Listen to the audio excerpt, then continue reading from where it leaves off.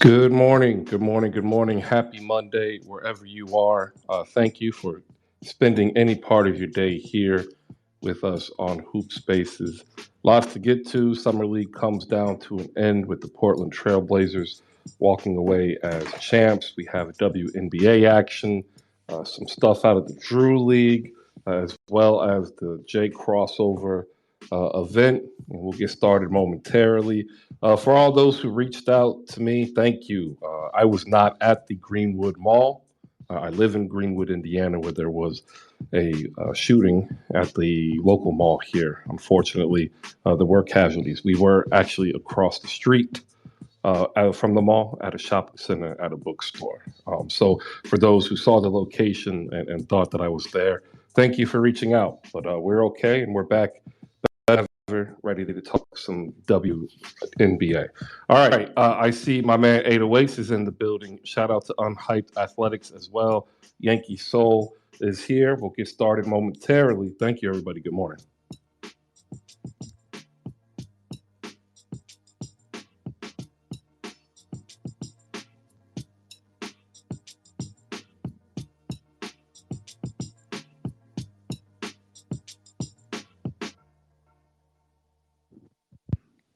All right.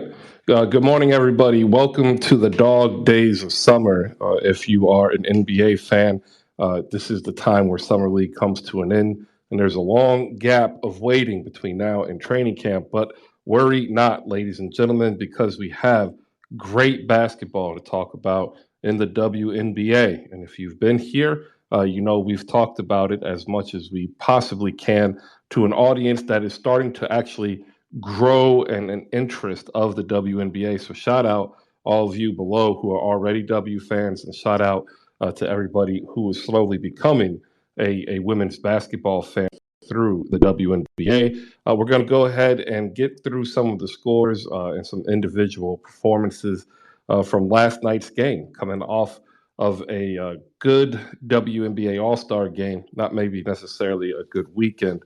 But here are the standings as it is currently in the WNBA. The Sky are in your top spot at 19-6, followed by the Las Vegas Aces at 18-7. Seattle Storm are 17-8. The Connecticut Sun and Washington Mystics both have 16 apiece. Connecticut with 9 losses, Washington with 11. The Atlanta Dream and Dallas Wings are both 11-14, and the Los Angeles Sparks are 10-14. Those are your WNBA playoff teams currently as it stands. However, the bottom three in Atlanta, Dallas, and Los Angeles, they are only up by a mere game or a half a game on the likes of the Phoenix Mercury at 11-16, 1.5 with the New York Liberty at 9-15, 10 with Minnesota Lynx at 10-17. The only team pretty much assured not to make the playoffs. They have a miraculous second half of the season. The Indiana Fever, who have 5 wins and 22 losses. All right, so that is your standings. Last night's games, we have the Las Vegas Aces in Connecticut defeating the Connecticut Sun 91-83. This was a game that saw Chelsea Gray go 7 from 9 from the floor, as well as 6 for 13 overall. Second in points scored behind Kelsey Plum's 22. Just one ahead of Asia Wilson, who had 20 points and 7 rebounds.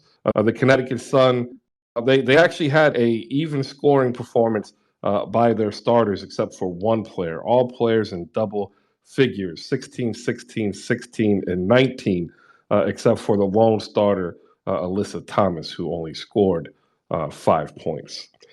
In your other games, the Minnesota Lynx fall by 13 in DC to the Mystics. I want to go ahead and give anybody who's a Mystics fan a big shout out. It looks like they've gotten back to their winning ways from the beginning of the season, and that's in a large part thanks to Elena Don, 21 points, 10 boards, and 3 assists to lead the Mystics to victory. The Atlanta Dream, 85, Phoenix Mercury, 75. This was a game that was pretty, I'm not going to lie, I watched it. It was pretty brutal if you are a Mercury fan, because they couldn't hit anything from deep. Diana Taurasi scored 23 points, but she was 7 for 19 from the floor, including 2 for 10 from deep, and just could not get anything worthwhile to challenge the Dream, who were led, ladies and gentlemen, by Cheyenne points of 22. The Indiana Fever lost to the Storm 65-81. Queen Egbo had 13 and 6. But really, once again, we're left asking a question. Why is Destiny Henderson not getting any minutes? She only had 13 minutes last night, an improvement from the game prior. 5 points, 3 rebounds, 1 assist, and 2 steals. You'd think that she would get some more run. Brianna Stewart, 25, 8, and 3, including 4 3-pointers to lead the Seattle Storm to victory. All right, there you go. All the scores and news of notes. We have 808s coming up here. 808s covers the Chicago Sky, as well as the WNBA for here at Hoop Spaces, as well as Outlet Pass. Good morning, 808s. How are you? And what do you have for your WNBA weekend recap? Good morning, Chris. Good morning to the good people of Hoop Spaces. I'm just here to sing the praises of one James Wade. It seems that it doesn't matter whatever this team is throwing, whether that be missing Candace Parker for multiple games or losing their all-star Hall of Fame point guard and Sloot for a game, which she's actually played 88 consecutive games, if I'm not mistaken, since I think it was 2019. So, I guess that's streaks are meant to be broken. But as far as the game itself, the All-Star showed up. Mieseman, Kalia Copper. And I saw that somebody ordered a Kalia Copper jersey, and they came in Kalia Cooper. I'm not sure who that is, actually, There's no name when I put in Kalia Cooper on Basketball Reference. No name pops up, So Nike needs to get on that. But as far as the Sky, they showed up. Dana Evans didn't get as much clock as I thought she was going to get, but Juliana Mon showed up. She only scored 2 points, but she had 8 assists and no turnovers. The Sky had 25 assists and only 8 turnovers as a team without their star point guard. I really don't know what else I can tell you guys. This team is primed to repeat, and the depth is crazy. It really is. Like at one point, in the post game, they were considering, at least James Wade was considering sliding Acid Ray up to the shooting guard if he needed to. Like, I mean, if you look at the stats, she can play it. I mean, it's not necessarily her position, but this team's depth is crazy. I just can't wait to see it in the championship as far as the Commissioner's Cup, and then we're gonna see where it goes from there. All right, and you got the Sky winning the Commissioner's Cup, right? Come on, man. I mean, listen. Gotta hear. I need to hear the word. Listen, I love the Aces. I love what they're doing, but I've been saying all season they're too top heavy. They don't have any. The bench is not there. I know Raquana's back. I'm glad. I'm happy. But it's not looking pretty if Asia and Kelsey carrying and Jackie's been kind of off lately. Here comes Dany, and I understand why. But listen, 19 and 6. What can I say, man? What's the date of the Aces versus the Sky for July 26th? All right, man, that's just around the corner. It is Friday. It's kind of crazy they didn't have any promotion downtown around an All-Star game about it. I wouldn't have known. Like, I thought it was this weekend. I had no idea it was Friday. That's real bad, man. Might as well go ahead, Dany, get a piece off, man.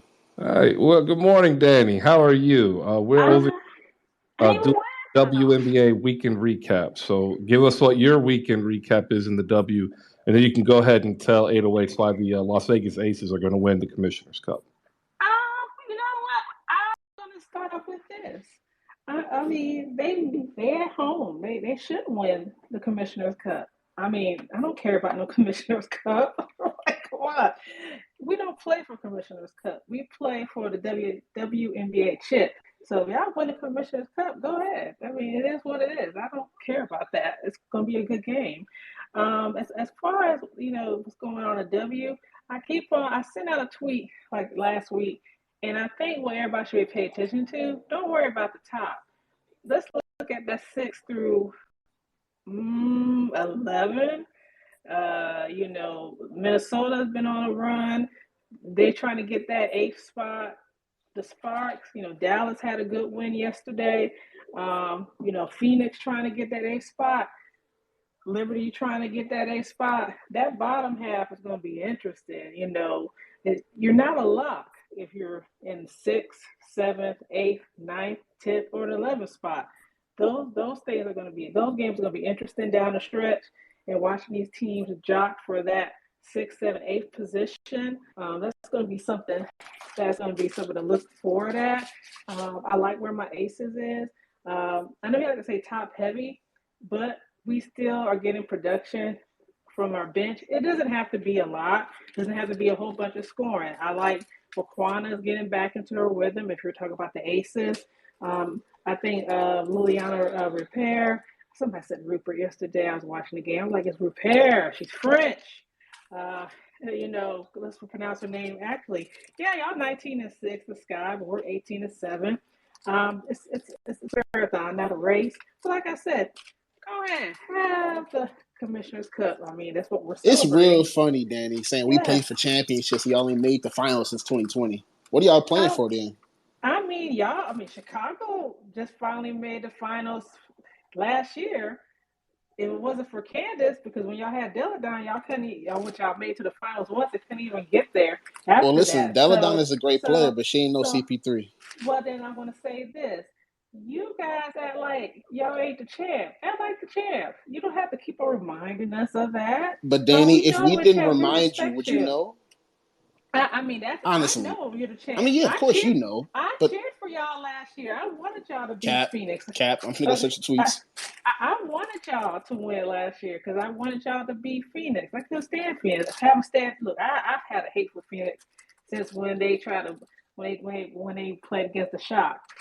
So that's how long I've hated Phoenix. So I'm glad that y'all won last year. I'm glad that CP3 was able to commit. If she had come last year, y'all wouldn't have won. So look, we honor y'all. I'm glad that Candace got that chip to show what she got from the show Derek Fisher, that she could still play at the end of the day. But I'm going to say this, if Derek Fisher wasn't coach of the Sparks, I still think she would have been in LA.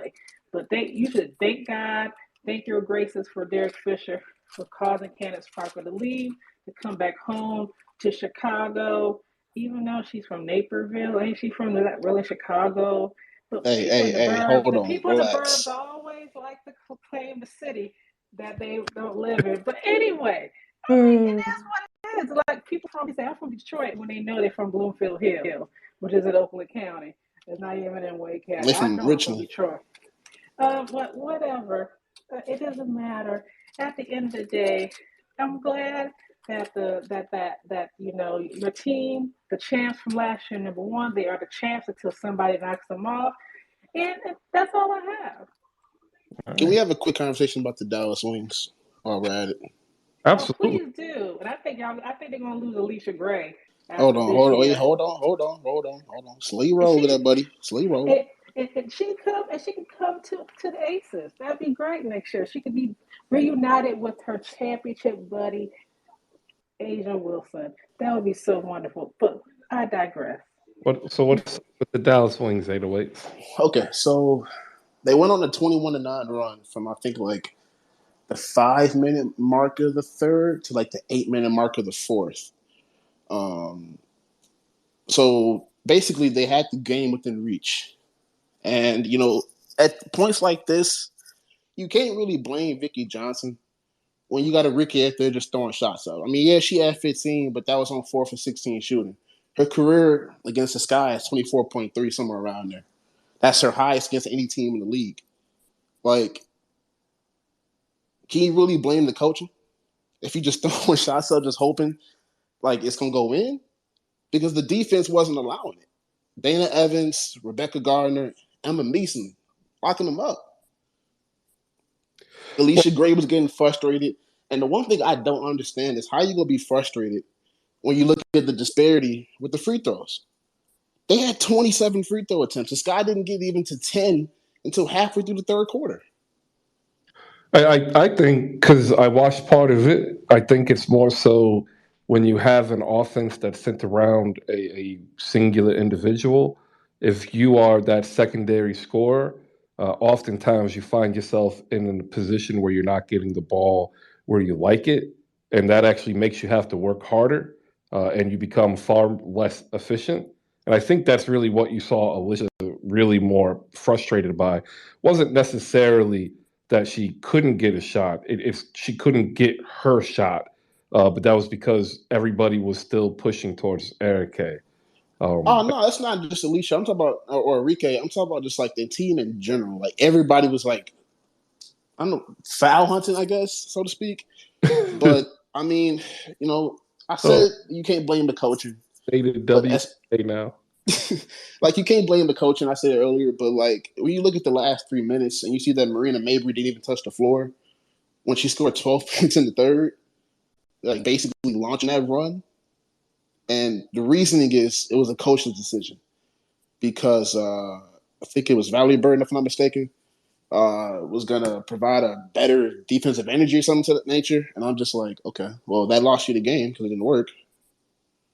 You know what? I think also I haven't seen that many Fever games because they're blacked out, right? But what you described in terms of essentially having a sluggish offense, like it seems as though like they're oh, what's the word I'm looking for? Oh, they stop and go traffic, right? Like they only operate in spurts. They never seem to have like a consistent offensive approach, right? If you get what I'm saying, they always seem to have to rely on a 14-3 run or a 10-4, mini run within 90 seconds. And I think that is where you can blame coaching, or you can at least say, maybe if the coaching staff would run it in a more congruent way, they wouldn't have to worry on, these obscene runs, which are very hard to come by, especially the closer you get and into the playoffs. If that makes sense. I don't know how many people have seen Dallas Wings game. I've seen more Wings games than Fever game, which is sad. As I sit here try to figure out who I'm going to root for the W.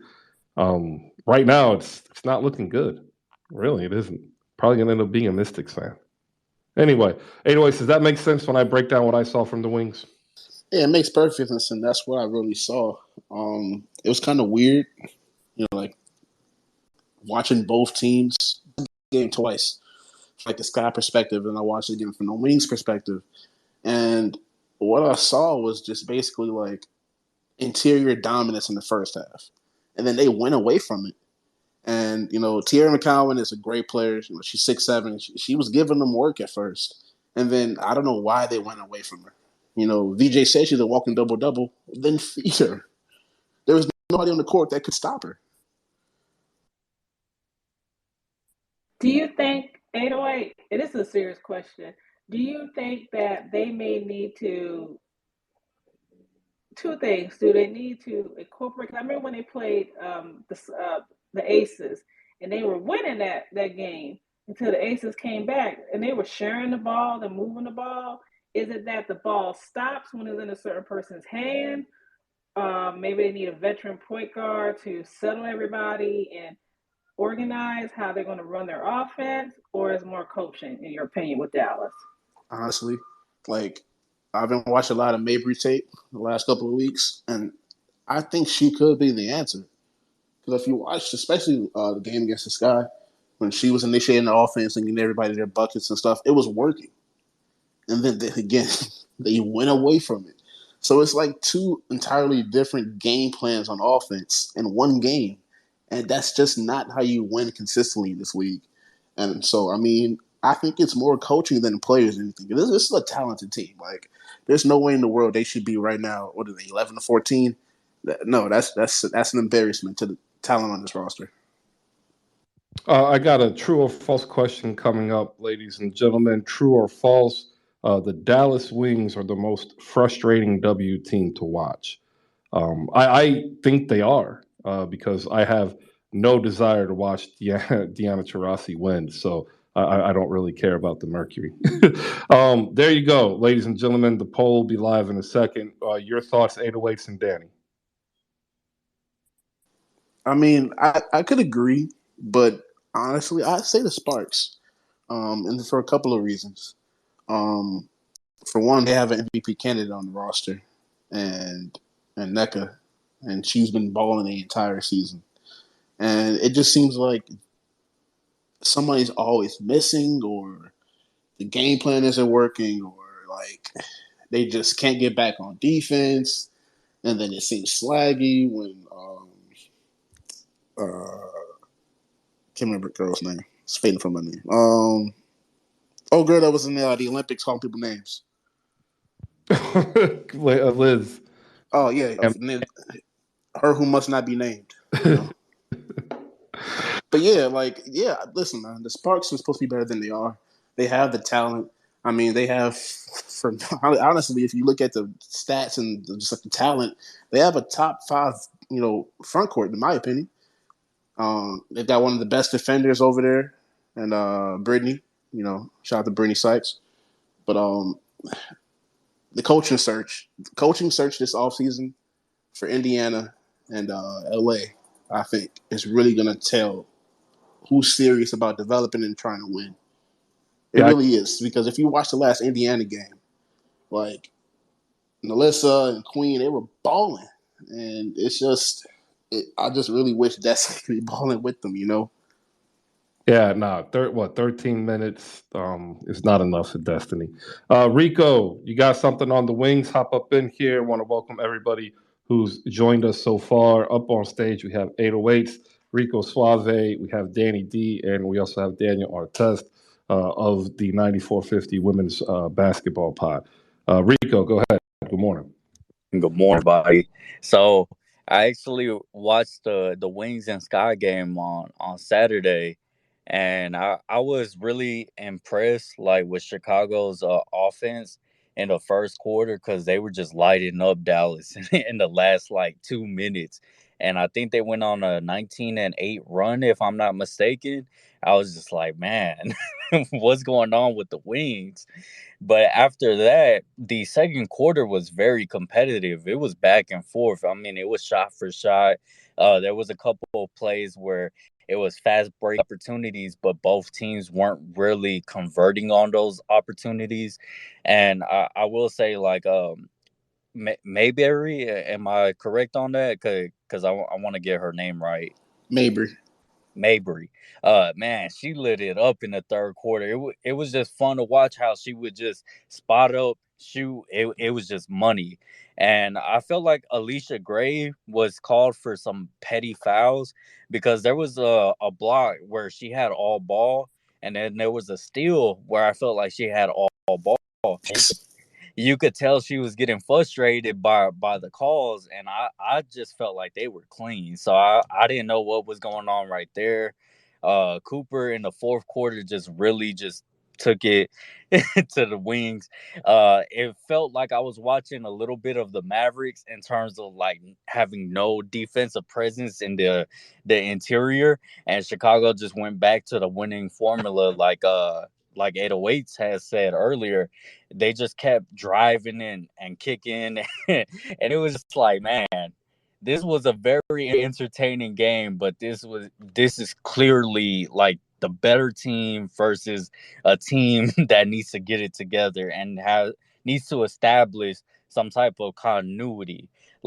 Even the commentators were saying, look at the composure between the Sky and the Wings. The Sky is literally over there, they're talking it through, everybody's calm, relaxed.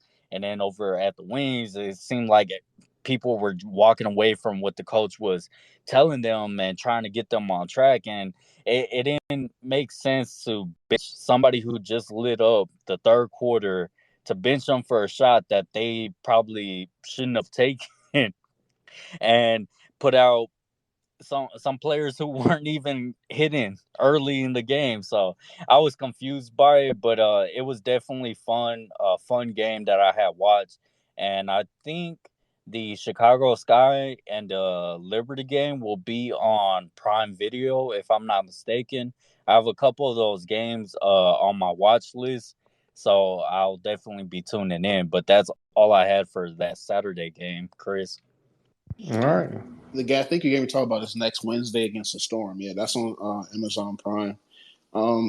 As far as the offense, you talk about that run in the fourth. The Sky are, honestly, if you look at the stats, they're the second best team when it comes to shooting behind the arc. They couldn't buy a bucket yesterday. I think they were 5 for 23. So you know what they did, which is one of the reasons why I love James Wade and I love this offense. If the three isn't going, they're going to pound you in the paint. 50 points to 32. That's all I got to say. All right, that's a lot. Danny, you want to hop up in here? Looks like DA might have gotten a call or he had to pop down. Oh, yeah. I'm just going to say that you talking about probably the most frustrating team for me is the Mystics. I need to know when Dilladon going to play or not going to play. I need a Della rest. Pretty much. I'm to the point now. Okay, you got to know when to fold them. Okay, like Kenny Rogers used to say, you got to know when to hold them. You got to know when to walk away. Of the county. I'm just saying. I think her body is telling her, nah, this ain't it, girl. We ain't gonna be able to do it. And I think she's one of them people that might need to. I hate to use the R word, but we'll say retire. I think she's taking up a space. She's not on Haslam's level because she's playing, but that's NBA talk. But for the month of July, she's averaging like 23 points per game. Yeah, but what are we doing? But see, the problem is if she can't play every other game, because when we get to the playoffs now, we're gonna start ranking it up a little bit. And if she can't play all the time or have to play these minimal minutes, then I'm starting to question one or two things. Is your body breaking down, which you can't control? Your body's going to do what it's going to do. No matter how much you train, no matter how much you change your eating habit, your body's going to be your worst enemy, no matter how healthy you are. So at the end of the day, I think, not saying rebuild, but you got a good center in Shakira Austin. It messes up the connectivity of the team. And this is where we come back to Dallas, to Rico's point.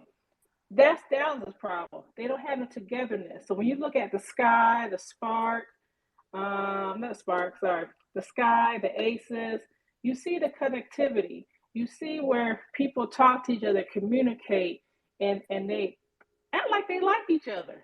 You can tell they like each other. And I think that's one of the Wings' problems. I'm going to jump on them now. Their problem is, I don't think nobody likes each other. You might need to move some pieces. I've been said that. Connecticut. You probably know who I'm about to talk about. I hate to say this, but I think Enrique has plateaued. You might be time to move on from her and focus on the pieces and do what? At this point, she ain't helping them progress. She's a ball stopper. She's a wonderful player, but she plateaued. I think this is that we said from the beginning when they were drafting. When they were drafting their players, they don't use Collier correctly. You got all these pieces down low. You got good point guards, and you still ain't winning. So sometimes you can't make oil and water mix, and you shouldn't keep somebody on your team just because. That's all I'm saying. Well, you can call it an emulsion.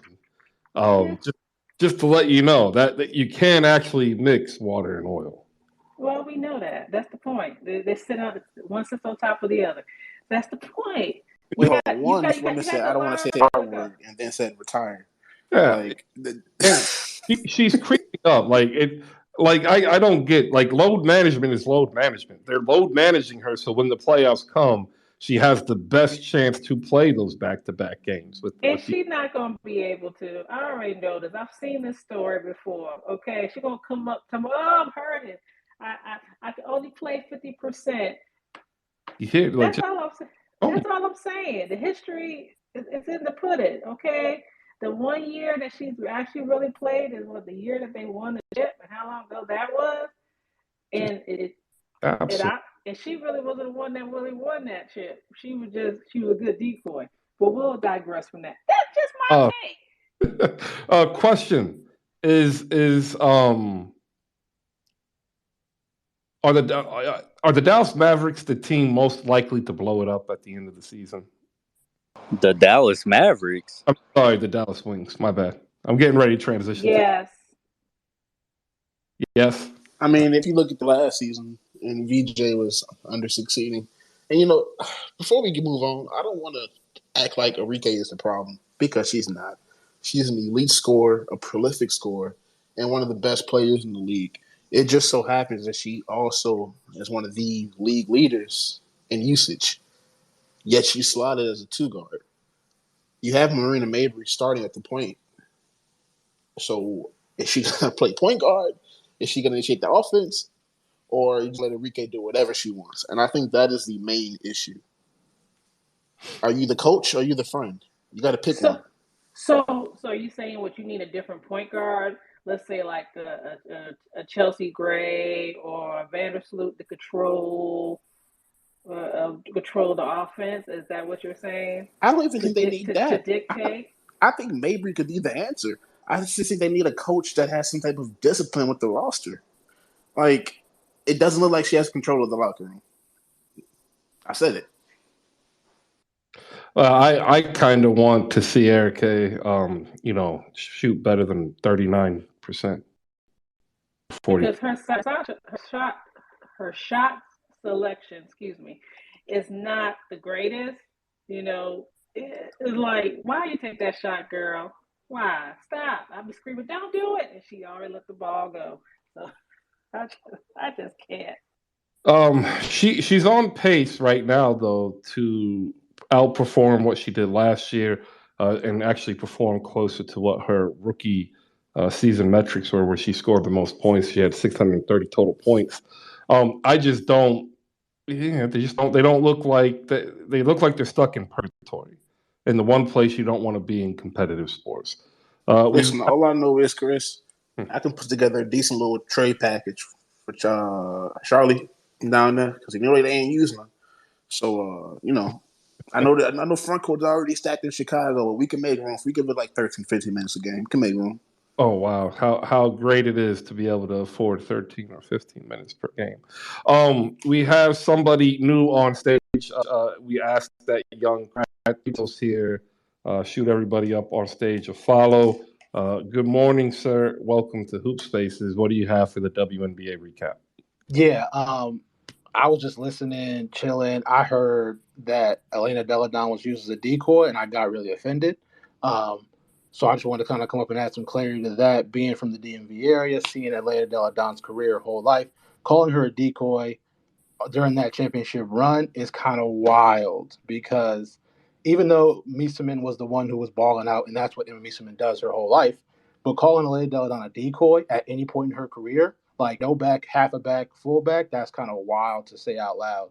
So I wanted to say something about that.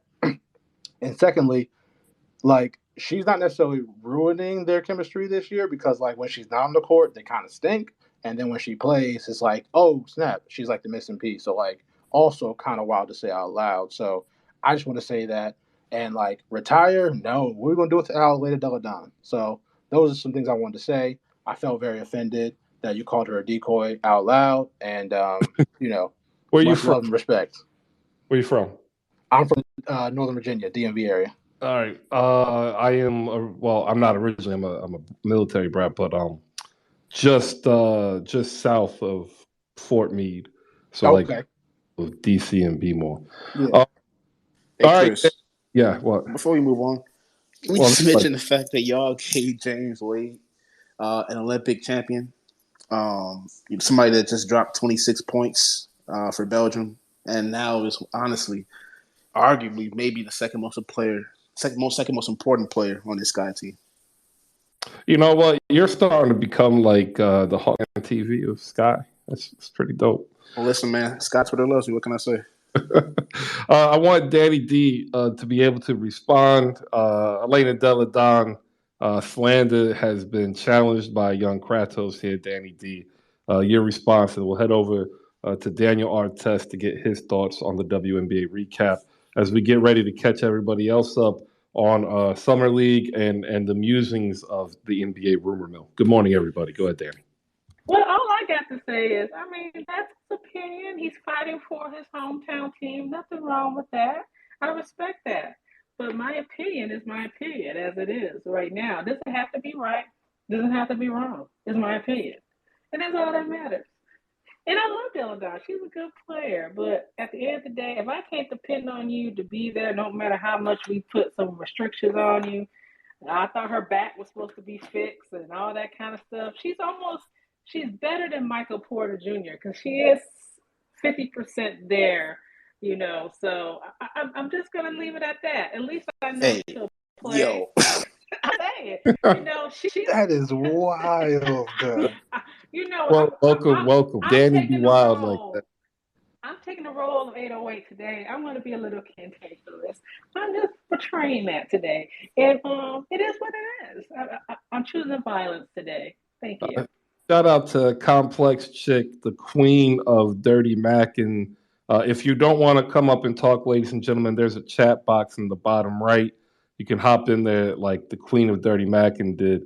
Emily Engsler's voice box, Fever and Merc are most likely to blow it up. I don't think the Fever will blow it up. They already did. I think they need a better coach. The Mercury, I think, will depend upon heavily on Diana Taurasi. We'll head over to Daniel Artest for his recap of the WNBA weekend, and we'll start off with this question that I got here from the Queen of Dirty Mackin. Mercury, right? Like, they are struggling, but it doesn't look like they are anywhere near doing anything to change that, DA. What are your thoughts on the Mercury and the general WNBA coming off of a great week? I don't understand the that Deladon slander, whoever's slandering her.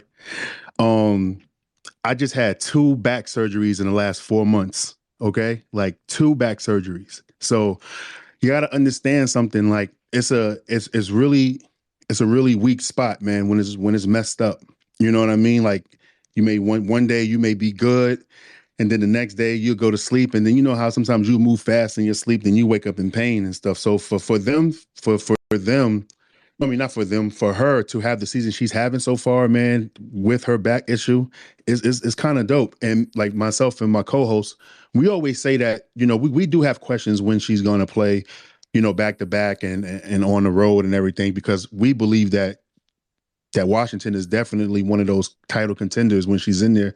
You see the winning record when she's there and the losing record when she's not. You know what I mean? She really affects, she really has a big impact and everything. And I had to leave for a second, but with Dallas, I'm on the fire Vicky Johnson train. I don't know about y'all. I just feel like she don't have the voice of the team anymore. And because this team is good, they have the post play, they have the shooters, they have a scorer, they have defenders, they have everything. But coaching is bad. And I just feel like in Dallas that the voice is not being heard by the players anymore. And they just kind of just tuned her out because you can see it on you can see how they playing right now. They are, I call them Miss Inconsistency. That's the team right there all year long. If you go to my previous podcast, my power rankings blogs and everything, like it's the same thing every week with the Dallas Wings. And it's really frustrating because they have a great player. Like, I don't know why they don't use Tierra McCowan as much as they should, and also with Tierra, she gotta be consistent too as well. Some games she'll be dominant, then some games she'll be like whatever. It's the same thing that's going on with the team. It's definitely coaching. I think they're the only team that has a win by 25 points and a loss by 25 points this season. You know what I'm saying? So like with Dallas, it's just crazy. But overall, the weekend was pretty cool. I enjoy watching Connecticut and Dallas, even though John Quell didn't play. I was like, damn. But Kelsey, I think that everybody got to start talking about Kelsey Plum as MVP candidate, man. She's having a big season and nobody's really, talking about it and everything. But I'm not going to say much because I do got a podcast to talk about. I'd rather just, y'all just tune into that. For my WNBA opinion and stuff like that. But yeah, get ready. Get Vicky Johnson the hell up out of there, y'all. You know what I'm saying? It's time. Bring a new coach in there. Bring a new voice in there so this team could really make some noise. Thanks for letting me speak. And Chris, by the way, I hope that you're good. I shouted you out yesterday. My second home, Indianapolis, going through some stuff right now. And Greenwood and also Beach Grove last night too as well. So I'm just glad that you're good and everything like that, brother. Yeah, appreciate it. We were at Half Price Books, which is in a shopping center across the street from the mall, on the other side. So we were completely fine. The Beach Grove one was sad too.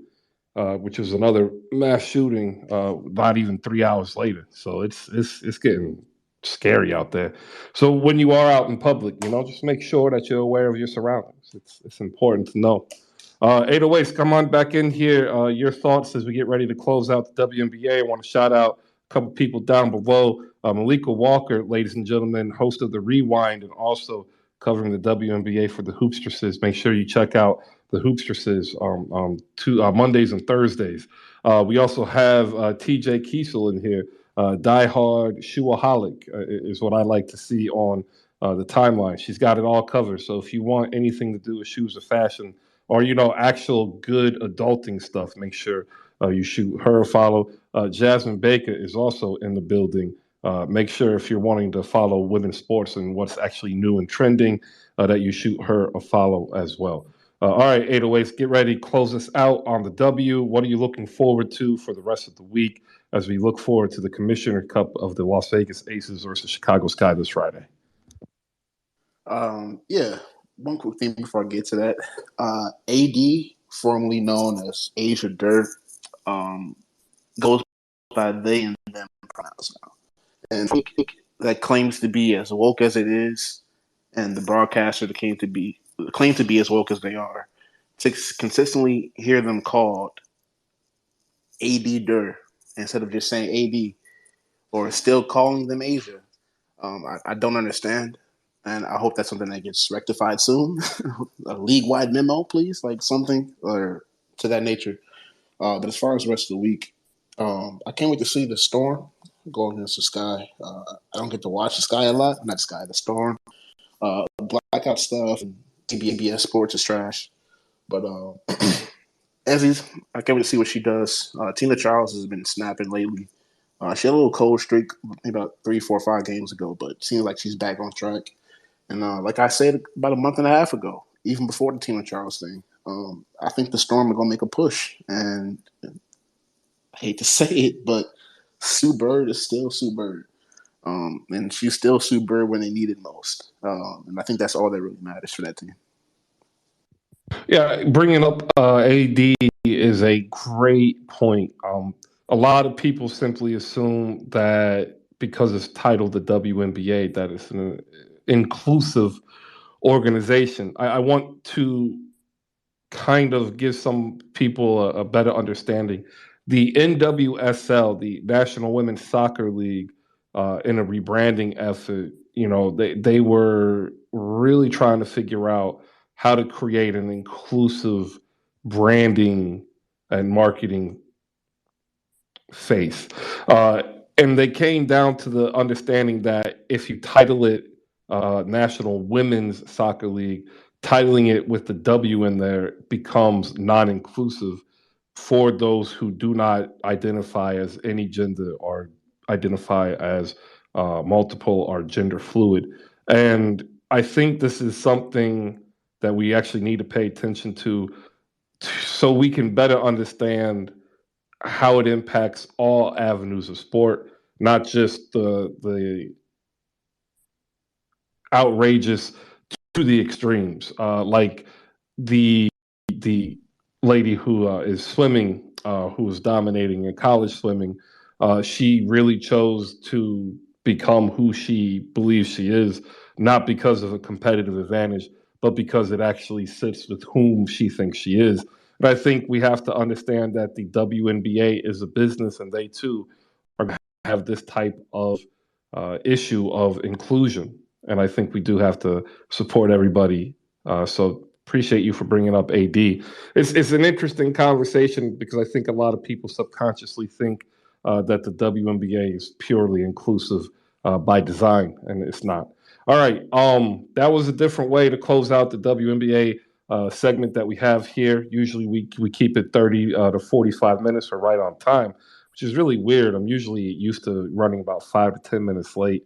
I want to say thank you for everybody who's popped in to make this part of your day. If you're a regular, we want to say thank you for coming in whenever you can. If you're new, we also want to say thank you for coming in. And if you do want to catch some previous episodes, you can head over to YouTube now, where we are powered by audiolabs.io. They convert our Spaces property rights into YouTube property.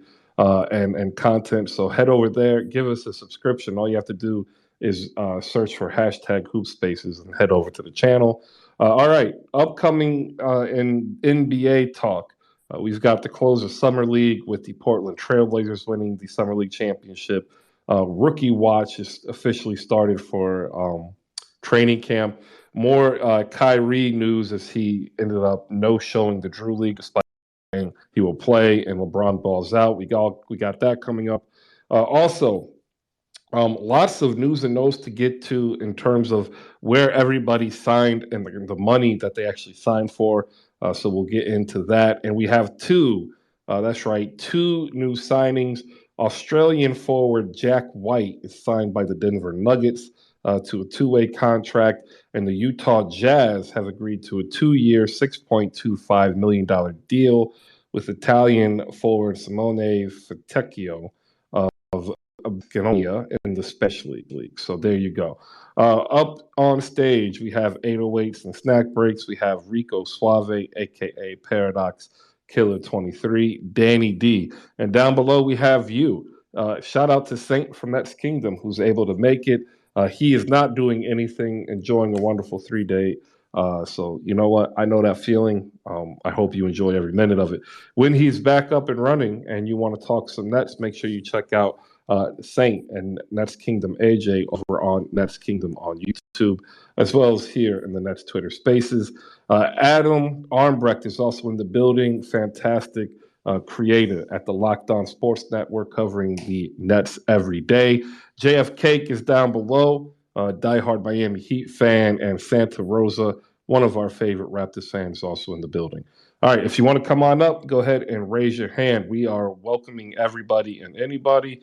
If you cannot speak, by all means, hop into the group chat on the bottom right, and that way we can go ahead and have a great discussion, even though you don't want to be up here and talk. We'll lead off, though, with Jose. And we did talk about the Dallas basketball Mavericks when I had a Freudian slip. So we will lead off with the Dallas basketball Mavericks, as once again, the Dallas basketball Mavericks were not able to sign any of their free agent targets. And we asked Paradox Killer 23 on his belief and thoughts on the state of the Dallas Mavs. Go ahead, Jose, take it away. Oh, man. Where do I start? So there's been a lot of, conversations going on the timeline about where the Mavs are. The betting odds just came out, I think, yesterday or Saturday, and Las Vegas has the Mavericks winning 47.5. But, here's the caveat to that. The Mavericks were projected to win 48 games last year by Vegas, and the Mavericks, won 52 and went to the Western Conference Finals. Now, what I will say, though, the impact of missing Jalen Brunson, another point guard, another primary ball handler, is going to hurt. Maybe we won't see that ripple effect in the regular season. I think we'll see that more so in the playoffs if no other moves are made. Like, I already have some point guards in mind that the Mavericks should try to get. And we'll just see what happens. I mean, right now, everything's a waiting game with whether it's Kyrie, KD, Donovan Mitchell going to the Knicks. Like, the Mavericks are just waiting for something to happen again and another free agency. And I don't feel like we're doom and gloom, but there's definitely some talk on the Twitter, on the Mavs Twitter timeline, that is doom and gloom. I'll wait until maybe next month when we get closer to camp to really just give my thoughts about the roster and how far we could go. I think I said it in our group chat. I could at least see the Mavericks winning 48, and it wouldn't surprise me if they win 50. Because again, there's a difference between regular season and success. So I'll say that, and then there's something I wanted to say about like LeBron at the Drew League. Like, when LeBron had announced that he was gonna play on Saturday, I was just like, I immediately was like, where do I watch? Because LeBron James is one of my favorite players. Like, I grew up watching him, and it's just been fun to see him play. So it that's something I definitely just wanted to know ASAP, and find out it was on a caffeine app. There was a guy who was recording it, and the video was a little bit shaky and stuff like that. Next thing you know, I get word that it's about to stream on the NBA app. Chris, correct me if I'm wrong. Has the NBA app ever streamed a Drew League's game? Not in its entirety, I don't believe, but they've done live shots at the Drew League when they've had, announcers or analysts in there. But I don't know if they did the whole game before. Well, I believe it was just a LeBron game. I was curious to see if they were gonna show Kyrie, but Kyrie didn't end up showing throughout the entire weekend. But that was just amazing to see. As soon as LeBron hit the court, tons of people were on the court. Security was having a tough time pushing people back, trying to get them to, clear the court so they could actually operate and have a real game going. DeMar DeRozan really didn't stand out much. I just loved how LeBron was playing, the spin, step back three, all of that was just really fun, and you could just tell that LeBron was in his bag, so much in his bag that he was arguing with Drew League refs at the close to the end of the game. So I was just like, I mean, this is LeBron. This is what we're getting. We're getting a full experience here. But I really appreciated LeBron and DeMar taking their time out to actually show up to the Drew League and play a game. Yeah, no, I think anytime that you can see the players play an element that isn't actually like on the floor, it's good. You know what I'm saying? Over under 47 wins for the Dallas Mavericks next season is the poll. It is live. It is also up top. If you haven't been here before, if you look up top, that's what we call the jumbotron. And there's tweets up there. If you're a speaker, you can come up and also share a tweet. There you go. Over under 47 wins for the Dallas Mavericks. Make sure you vote and tweet. The United States of America is suing the Chicago Cubs, alleging the franchise has discriminated against individuals with disabilities. Is a breaking news story. Well, we probably have a little bit later on that. I want to give some love to Malachi Flynn. He was over at the crossover Pro-Am ran by friend of the show, Jamal Crawford. And he put up a phenomenal stat line. Not as good as Jamal, but he put up 73 points at the crossover, whereas LeBron and DeRozan combined for 72. Definitely a different vibe and different level of competition. But shout out to Malachi Flynn. I know every Raptors fan is super excited because they're going to need him to play some of these backup minutes behind Fred VanVleet. All right, up next we have Dany D. Dany D is a Warriors fan. We'll get the Warriors over under in wins in a moment. Dany D, the floor is yours. What do you have for us? I gotta get this off my chest. ESPN should be shameful not to invite Aaliyah Boston to the ESPYs. She has won every award imaginable that could be given out to a college player this year, and they didn't invite her. But Paige Becker can come to the ESPYs. Last year or the year before that, whenever. But she doesn't get an invite. I got a problem with that. That's all. And I believe we go, obviously, we come over under. Are we going to win 50 games? Come about the Warriors? Yep. Oh, it's over. Well, it's not going to be 50. It's probably going to be over under at 54. Over 54. I'll go that route. I'll take that bet any day. But that's my issue, too. Anyway, that's what I had to say about that. But also, yeah, I'm really, I didn't watch the Drew League. Okay, LeBron showed up. Not surprised about who not showing up, Kyrie. I mean, he can show for his own NBA team. So what makes you think he's going to show to the Drew League game? It is what it is. It's sad that it'll promote that. I mean, it's a good look for LeBron out there at Drew League, but it took him almost 20 years to get out there. I mean, KD was out there way before him. I mean, okay, yeah, give him a participation trophy. Okay, yeah, All right. I'm cool with that. Really? All right. So you're going over 54 for the Warriors. How many wins do you think the Warriors get? Was it 82 game season? Mm-hmm.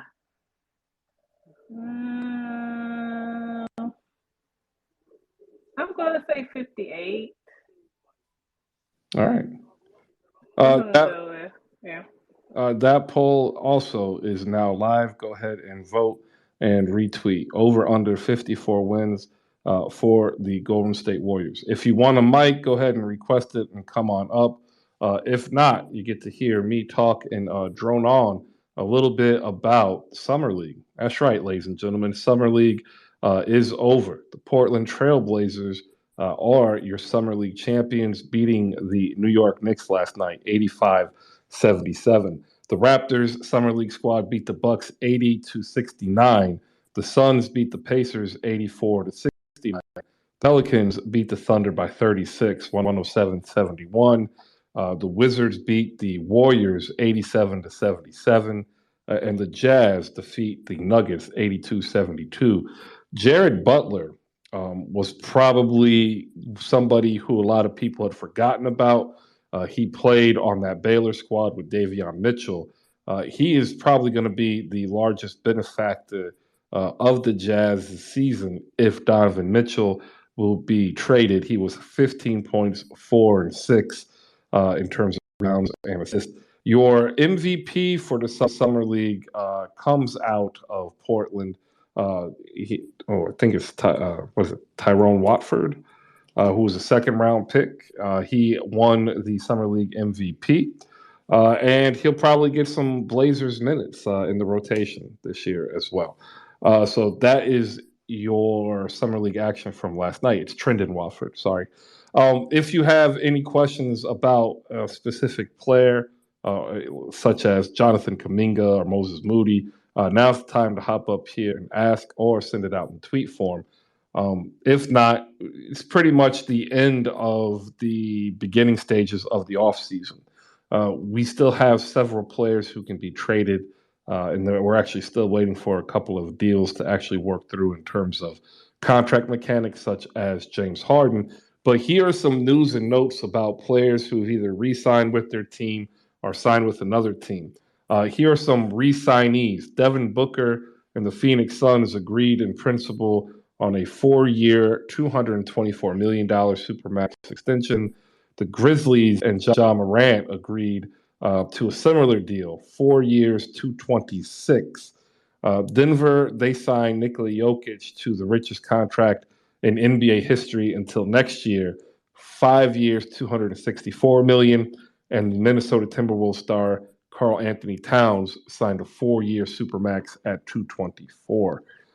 Rico, you're back up here with your hand up. What do you got for us? So the biggest teams of the offseason, I guess, was happened on Friday. The Indiana Pacers signed DeAndre Ayton signed the offer sheet from the Indiana Pacers, and then Phoenix later on matches it. So teams in terms of like what could possibly be a big transaction over the weekend didn't come to fruition, and I was just like, man, this sucks. uh, Also, I really love Kenny Lofton Jr. Like this guy is gonna be on somebody's bench, and he's gonna get minutes. I really love the way he plays. I mean, he knows how to utilize his big body, and he also has um some speed to it too. So I just love how he generates some contact, some open shots for him, and he could hit a mid-range shot. Also, more on the Dallas Mavericks. I forgot to tell everybody, if you haven't seen the Dallas Mavericks Summer League team, congratulations. You earned a point. Chris, go ahead, hit the point. Because the Dallas Mavericks Summer League team ended off 0-5. It was some of the hardest basketball to ever watch for me. I mean, I love that Jaden Hardy was able to get some mid-range shots. His mid-range shot looks really clean. I'm just excited for his growth. I'm seeing some people already saying that he's a bust, that he's Dennis Smith Jr. and I didn't like that type of talk. But some people just have too much high hopes on the 19-year-old. Chris, my question to you is: do you see Josh Green developing into a serviceable wing this season? Well, I mean, if he doesn't, then I don't know. Like, I thought he would probably get more run last year. He only averaged 15 minutes per game, and that's usually not what you're wanting to see from a first round pick. Even though he was picked outside the lottery, he was still picked before the 20s. He doubled his production almost last season, and more importantly, he shot better from deep. So, like, sure, he could be one of those guys that just takes 3 or 4 years to develop, and he could come out to be, a serviceable player. But I will say this: if he can't get it done by, say, Christmas time, I mean, I would think Jason Kidd would move on. Right, and I hate to kind of like rush somebody's growth because I mean, looking at our bench, it's like, man, we really need bodies, and this is why sometimes I don't really like engage in a lot of tweets that say the Mavericks are going to be fine because if you look outside of the projected starters, whether that's Dinwiddie, Luca, DFS, Bullock, and JaVale McGee, and then you have Wood, and who's your point guard coming off the bench, and then you're relying on Timmy to be quote unquote ball handler, and then you also have what maybe Josh Green, Frank Ntilikina, Davis Bertans, and Dwight Powell. Like that doesn't move me, and for me, that doesn't move the needle in terms of the West. So that's where I'm really waiting to see some more moves or to see like maybe a Josh Green or Frank to take that next step because man, when you get into the playoffs, you really don't want to be playing with six guys. And unlike Dany D, she's privileged. She got Kaminga, she got Moody, she got Wiseman coming, and then she got Jordan Poole. Like those guys are gonna make a difference, and it just makes me a little bit more envious about the growth around the league because. Uh, Another thing is like the Mavericks are swinging on guys who have like quote unquote potential instead of kind of swinging on the guys who are a little bit more youthful, who have that potential. You get what I'm saying, Chris? Because some of our guys are already in their like 21s, 22s on our summer team. Well, I think the problem that the Mavericks tend to have is that they don't compete consistently at the highest level, but then they also don't bottom out. And you get stuck in drafting from like 12 to 18. And it's so hard to be able to stockpile long-term developmental assets like the Golden State Warriors. So like I would never use the Golden State Warriors as a team to compare the Mavericks with. But if you look at what Toronto and Miami are able to do while still drafting in similar, if not even later, numbers in the first round than Dallas, you see where Dallas has to improve. Like if you're a team that is on the good end of purgatory, meaning that you're close to competing but you're not quite there, you really have to win more on the margins. And the Mavericks are not an organization that wins on the margins, unfortunately. Like Josh Green, Maxi Kleba, Dorian Finney-Smith, like if they develop, will they develop? But by the time they do develop, is your window completely closed? Are you moving off of Dwight Powell and THJ and having to get a new supporting cast for Luca?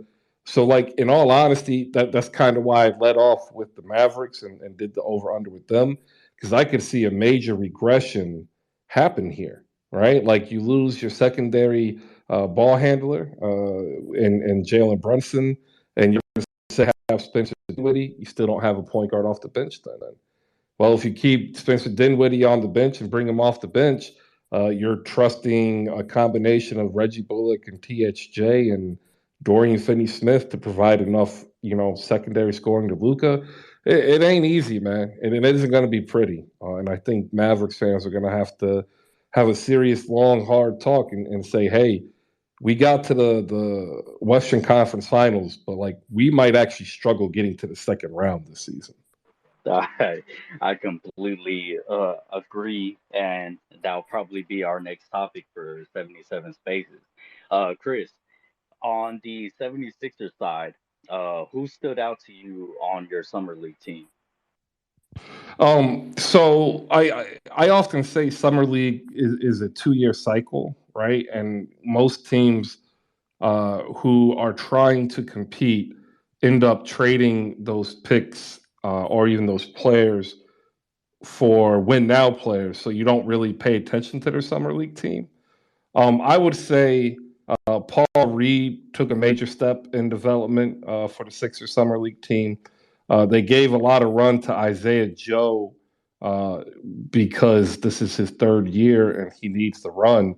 But the one guy that I think everybody was paying attention to was the guy they signed out of Houston's G League team, Trevelin Queen.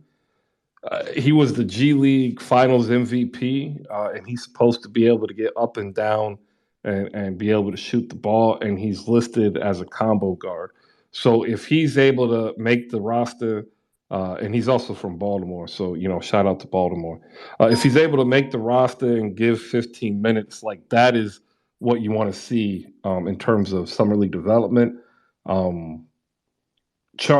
Former Maverick Charlie Brown Jr. did well, but I say that because there was really nobody to really pay attention to for the Sixers' long-term development, save for one person, Michael Foster Jr., who got bench roles. He was on the overtime elite, and he was undrafted, signed a two-way deal or 2-year deal, and he looked good. He had 2 steals and a block.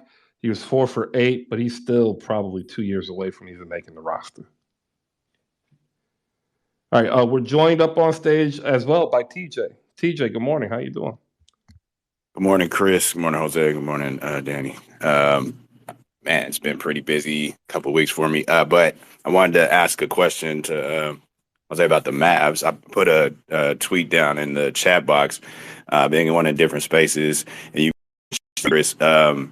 I do see the Mavs kind of slipping, but my question is, do you think that the Mavs are like a fringe team, not necessarily as a play-in team, but being in that 6, 7, or 8 seed based off of the current roster?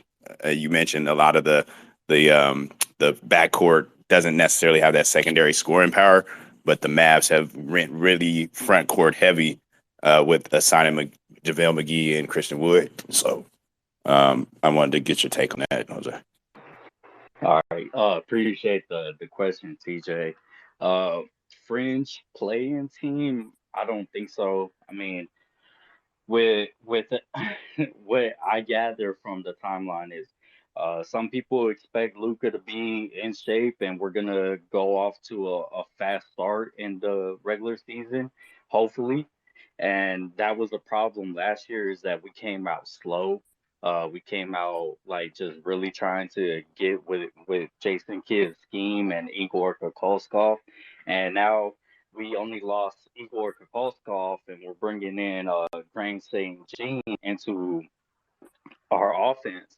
So I think we could probably see a faster start. And again, it's hard to really predict since the offseason isn't all the way completely done yet. We could still see some small moves.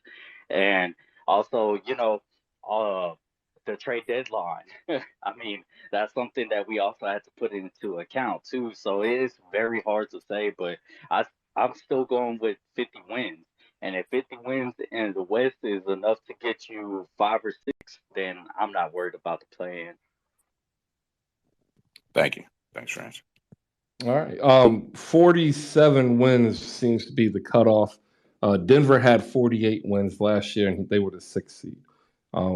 The Jazz will probably be the team that is most likely to drop out. Minnesota looks to improve, and New Orleans looks to improve, and the Clippers look to improve.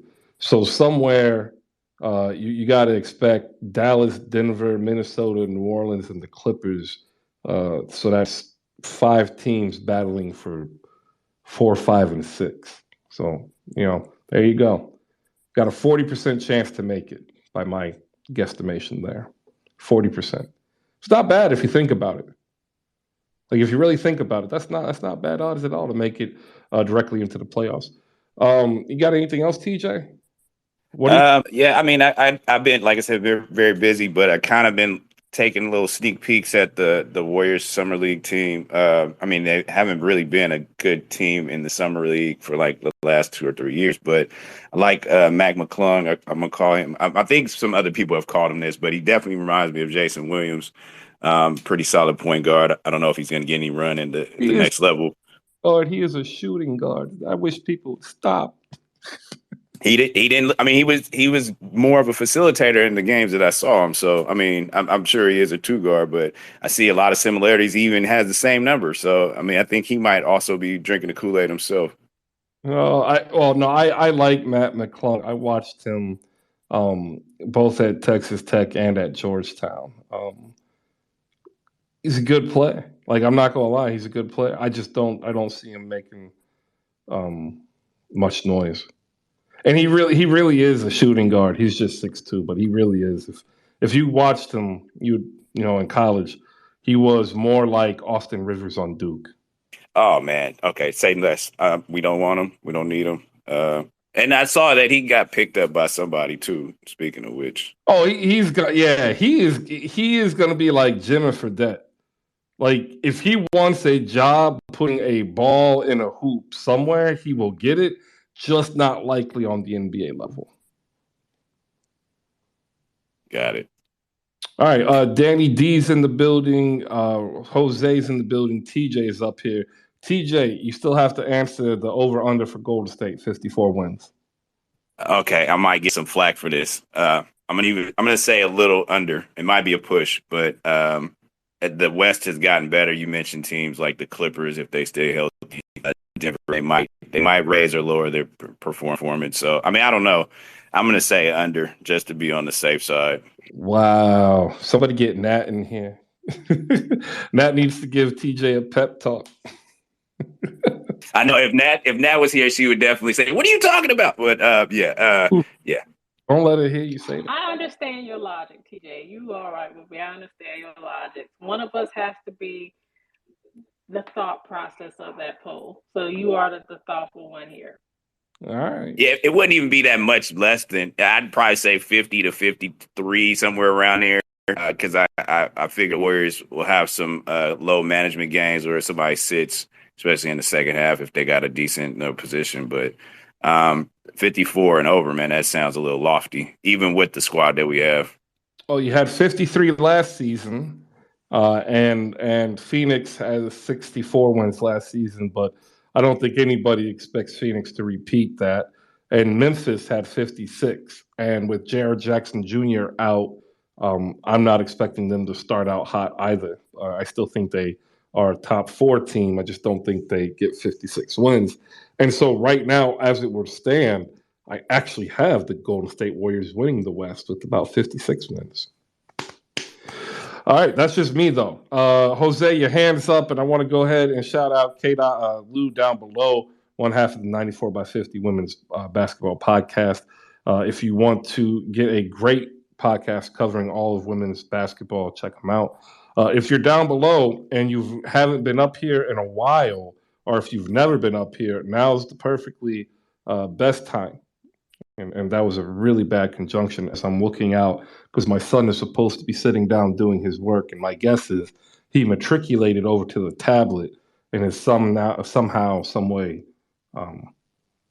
distracted. Jose, what do you got? All right. So since TJ asked me a Mavericks question, I just find it right to ask a Warriors question. So with Santos, what position is he, and what did y'all see from his summer league play?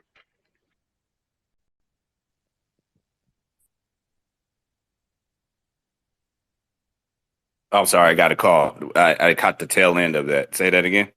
So Santos, what position is he? Because I know he's pretty tall. I believe he's 6'8", if I'm not mistaken.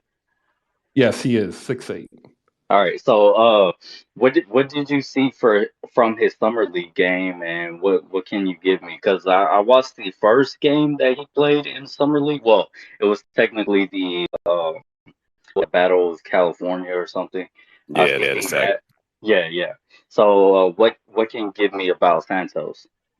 I mean, I've seen very little tape on him. I would probably call him a 3. But I mean, he's got the skill to be a 2 guard. I don't know. I don't know where he would fit in our squad. I don't even know if he would get that much run. Like, to be honest, like he'd be like a stopgap for Wiggins. I like his outside game. I like the way he scores to the basket. I don't know. It just doesn't seem like he could fit in this current squad. He'd be a decent player, for somebody else, but I don't see him really doing too much. At least this year, development wise, he might be a little bit better next year. I am all aboard the Guy Santos train. I have drafted him on one of my fantasy leagues that has a minus keeper slot, like a long dynasty league. 2 years away, he is going to be the person that you slot in between Moses Moody and Jonathan Kuminga, right? So if Kuminga is your 4 and Moses ends up being your 2, which is what I think happens, as Poole will be your 1, and Moses and Poole will share ball handling duties. And I wouldn't even be surprised if they get a more permanent point guard and keep Poole at the 2 and then bring Moody off the bench. But Guy Santos, 6'8", 205. He'll shoot around 46% from the floor, 38 from 3. Think, Swiss Army knife, 15, 8, and 5 with the steal and a deflection or 2, right? Perfect long-term play for the Golden State Warriors, and could go down as the greatest Brazilian player in NBA history if he does get run. It's not that many of them, but This is good, Chris, because I know you're a good scout for the Sacramento Kings. So if you like a specific player, I kind of want them for the Mavericks. So great info right there. I have never worked for, nor do I work for the Sacramento Kings. Have to give that disclaimer, but point to Jose for being able to work that joke in there. Never gets old here. I agree with you, Chris. I like him too. I'm on that train too. I think he has a better IQ right now than Kuminga. Kuminga still struggles with certain things. Naturally, he's a better athletic talent, but sometimes, how can I say this? His IQ hasn't been brought up yet, and that takes time. He's 19, 20, I guess now. But I agree with you about the Santos. I like him too. That's something that I had noticed about Kaminga too when I was watching Warrior games. It seemed like he forced a lot, especially early in games, and he would try to posterize players. And I was just like, bro, calm down. Like I've seen Kaminga play a couple of times during the season. I was just like, man, this guy is so much better. And right now it just seems like he's doing too much. And then Moody would go off, and then you start seeing Kaminga settle into his spots a little bit more, and he had more control. So I appreciate you for bringing up Kaminga, Dany D. Yeah, he presses a little bit. Sorry, Chris. He presses a little bit. You're fine. In his debut, he had 23.6 rebounds and 3 steals. And his full name is Guilherme Carvalho dos Santos, by the way. The Gui is for short. So just imagine being the what is it, the Santa Cruz Warriors. Every time, like he's got a smile too. He's got an electric smile. He's got a suave game. He's gonna be a fan favorite. Like y'all are gonna love him. And the Mavericks probably will never be able to pick him up. Plays the same position as Luka. Sorry. Shout outs down below. We see Sage Monroe, one of our favorite Dallas Mavericks fans, who is also Warrior adjacent. And Clippers adjacent as well. What? Clippers? Wow, 3 teams? And she likes playing hot dogs, Chris. Like, who likes playing hot dogs? Well, I'll give her a point for that because most people ruin their hot dogs, which are already bad enough as is, with ketchup. Like, if you're putting ketchup on a hot dog, like you're really compounding the badness, right? Like, if there's no successful pairing of a hot dog and ketchup. You I either love ketchup with chili and mustard. You shouldn't really eat the hot dog in general. But. You can buy beef. It's okay. I love it. I don't care. You live once. Nah. Like, we ain't having that. You grew up at a time where you tried to make spaghetti sauce out of ketchup, didn't you, Danny? No, I did not. All right. Sounds like it. No, that's something you probably did with your what was it? Your bologna relish hash or whatever. Bologna relish. Oh, yeah. Look. Okay. Wait. Time out. Bologna coleslaw hash. Wait, is that you seriously did that, Chris? Oh, bologna relish. And no, my mother did because we were poor.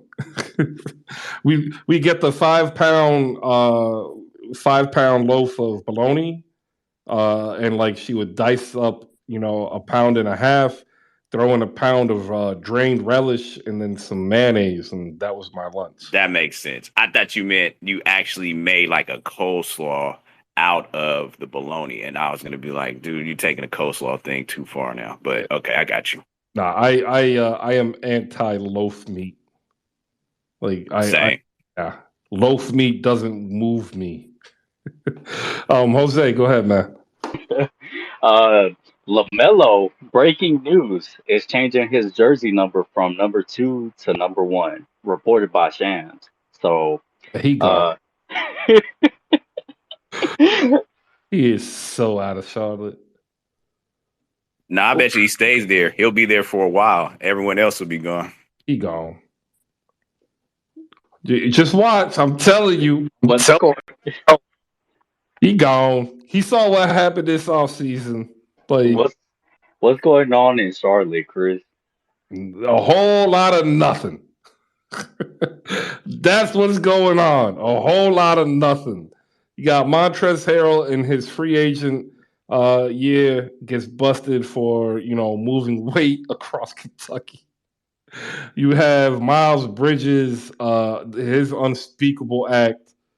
And then you ended up having a free agent period where you signed nobody of import. Do the Mavs still have Oubre? I mean, not Mavs. Do the Hornets still have Oubre? They sure do. Oh, Godspeed. Yeah, the Charlotte's done. You know what? He actually might lead them in scoring next season if he starts. Yeah, I'm not gonna take this Hornets slander. I refuse to do that. I'm sorry, Danny. It don't look that good. Y'all had so much promise at the end of this season, and then just everything hit the fan. So that lean and rap music is horrible. They need to banish it. Like, Miles Bridges might not play, right? Gordon Hayward is still listed as out. Like, we don't know how his rehab is progressing, and we know that they want him gone. Trez is a free agent, and he's pending legal action. And they drafted Mark Williams, and they brought back Mason Plumlee. They also have Nick Richards on the roster, and then another rookie last year who really did good in the G League, Kai Jones. So, like, book night, like they don't have anybody outside LaMelo that scares you. Terry Rozier is great. I wish he was like in Philly as the 6th man off the bench, but he's your starting shooting guard. It's a mess. It is. And they bring back Steve Clifford. Oh man, whole lot of nothing. Well, he does got a good playoff record and getting the teams at least to the playoff, not play in. So I can see why they got rid of the coach. I didn't care for him too much anyway. So Yeah, see, I was still living in Charlotte at the time. Okay, so. I like Borrego. He improved every year he was there after tearing down the team, and then because he holds players accountable who don't like that, he's gone. That's pretty much what happened. The Hornets are waiting for LiAngelo Ball to develop and be the co-star to LaMelo Ball.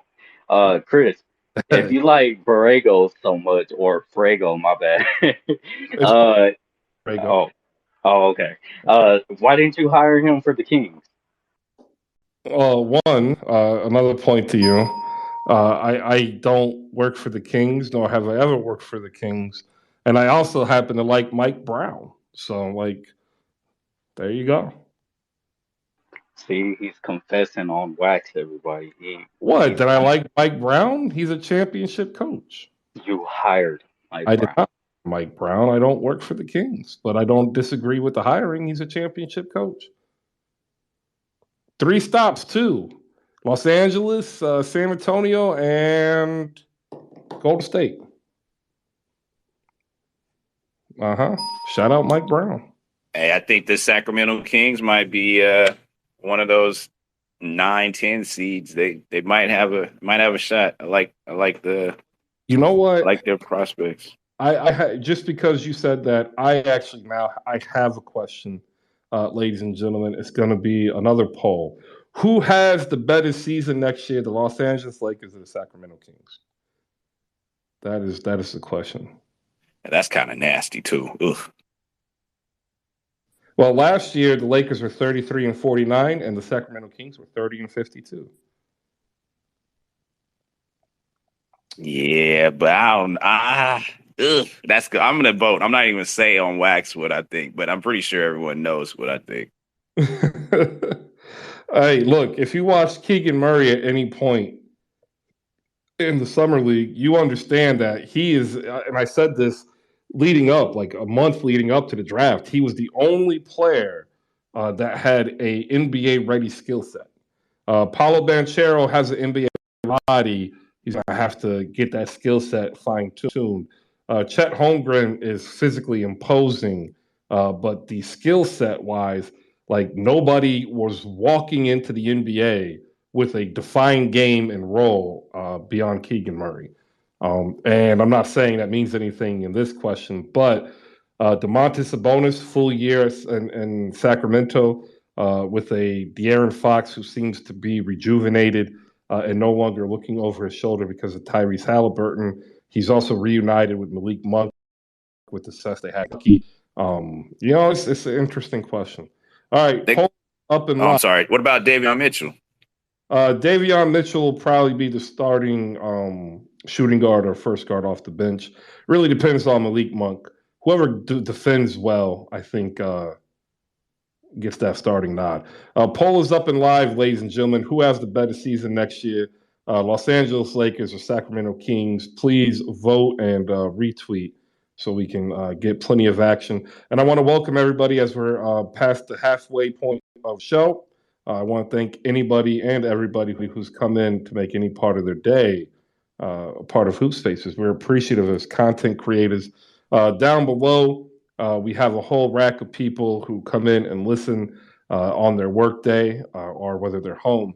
And if you can't come up, that's cool. Just, shoot us a tweet or jump into the group conversation down at the bottom. If you do want to come up, just raise your hand. We'll go ahead and give a recap of what we have for the day. We'll start this recap off with the WNBA, ladies and gentlemen.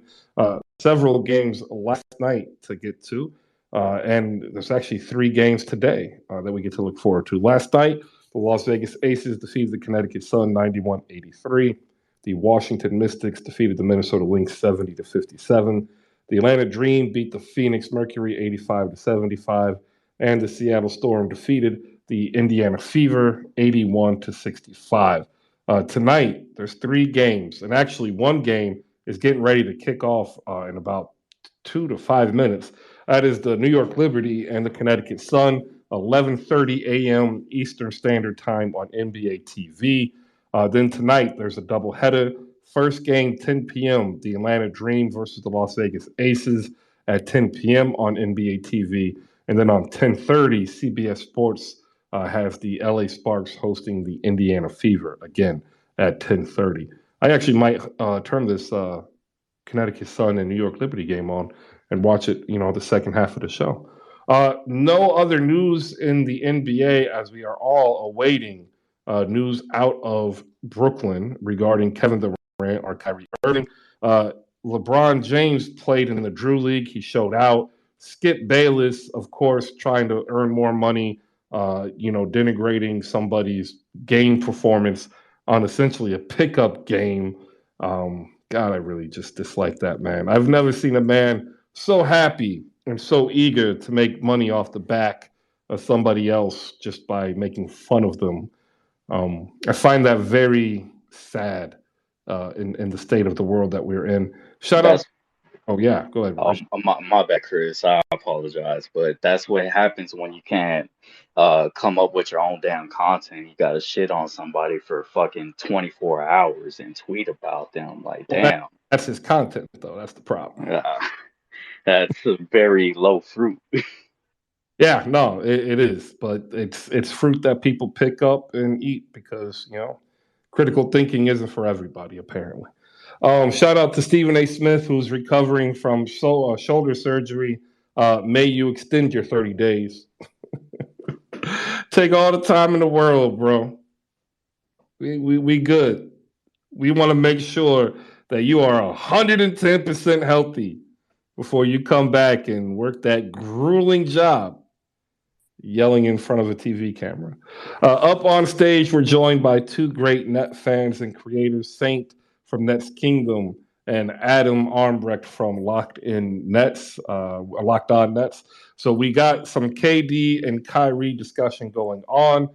Coming up here after you heard LeBron just sizzled in the Drew League. Kyrie Irving did not. So in the Drew League, in fact, he no-showed the event despite saying that he was possibly going to show up and play. Anything that Adam and Saint want to add in here as we also get ready to do a quick dive into what's emerging as arguably the most important basketball season in the history of Nets basketball. We'll start off with Saint because he rose his hand first. We'll go to Adam next. Saint, good morning. How you doing? Good morning, Chris. Good morning, guys. Yeah, remember our coffee conversation? Like, that's all I've been doing is, like, trying to perfect this. Like, I ground the grounds. I got the Chemex thing, put the filter in, poured the... It's beautiful. And, by the way, the coffee tastes amazing. But anyways. How did you pour over, man? I did. That's what I've been doing. Like, I've been just... It's going to take a little time to get the groove down, so it's quick. But it tastes amazing. But, I mean, okay, to start off with the Kyrie thing, like, that is just, like, people are making so much more of this situation. Like, first off, like, Kyrie never came out and said he was showing up. It's always been, like, some second-hand, third-hand reporting of saying somebody was going to, he was going to be there, he was going to play on Master P's team. But didn't they not even play Master P's team? Wasn't that, like, a team that didn't even play? I'm not like sitting here sticking up for Kyrie, but it's like it's so bad that people are trying to create things and then run with narratives just to bash the dude any more than he's already getting bashed. And just, it's sad. It really is sad. Like, meanwhile, here's Kyrie playing and teaching young girls how to play basketball and dribble. But people only want to concentrate on supposed secondhand, third-hand reports that he was supposed to be there. It's really sad. Like, that's what we've gotten to. Like, how about let's applaud that he's over there helping young girls enjoy the game of basketball. But obviously that's not the lead story. But anyways. I want to say, like, they didn't have a team this year. Exactly. That's my point too. So I don't even buy all these reports. And why whoever the owner or whatever the dude of the G, like, I don't even know why, like, you would even say that. So anyways, I don't give a shit. I mean, it is what it is. To me, it's a moot point. It's just more drama to sell, clicks, just to add to the already shit show that the Nets are. Quite honestly, where I'm at with this, I have no clue what's going to happen. Don't really care anymore. I've gotten to the level of acceptance that, like, you know what? They're either going to be there or they're not. Because every trade possibility right now for at least KD is terrible and non-existent.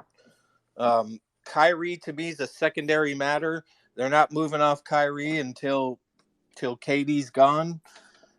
And then even at that, the trade options for Kyrie are trash too.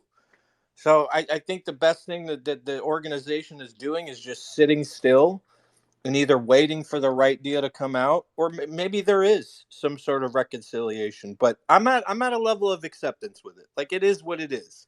I don't want to argue about it every day or wonder. You know what I mean?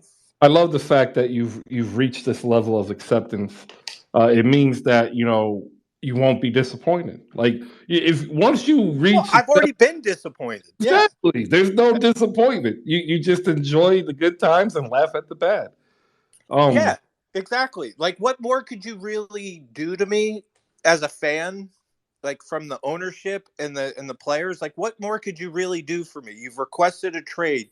You've basically thrown players under the bus. Like, Steve Nash is still my head coach. Like, what more could you do to me as a Nets fan that would really upset me?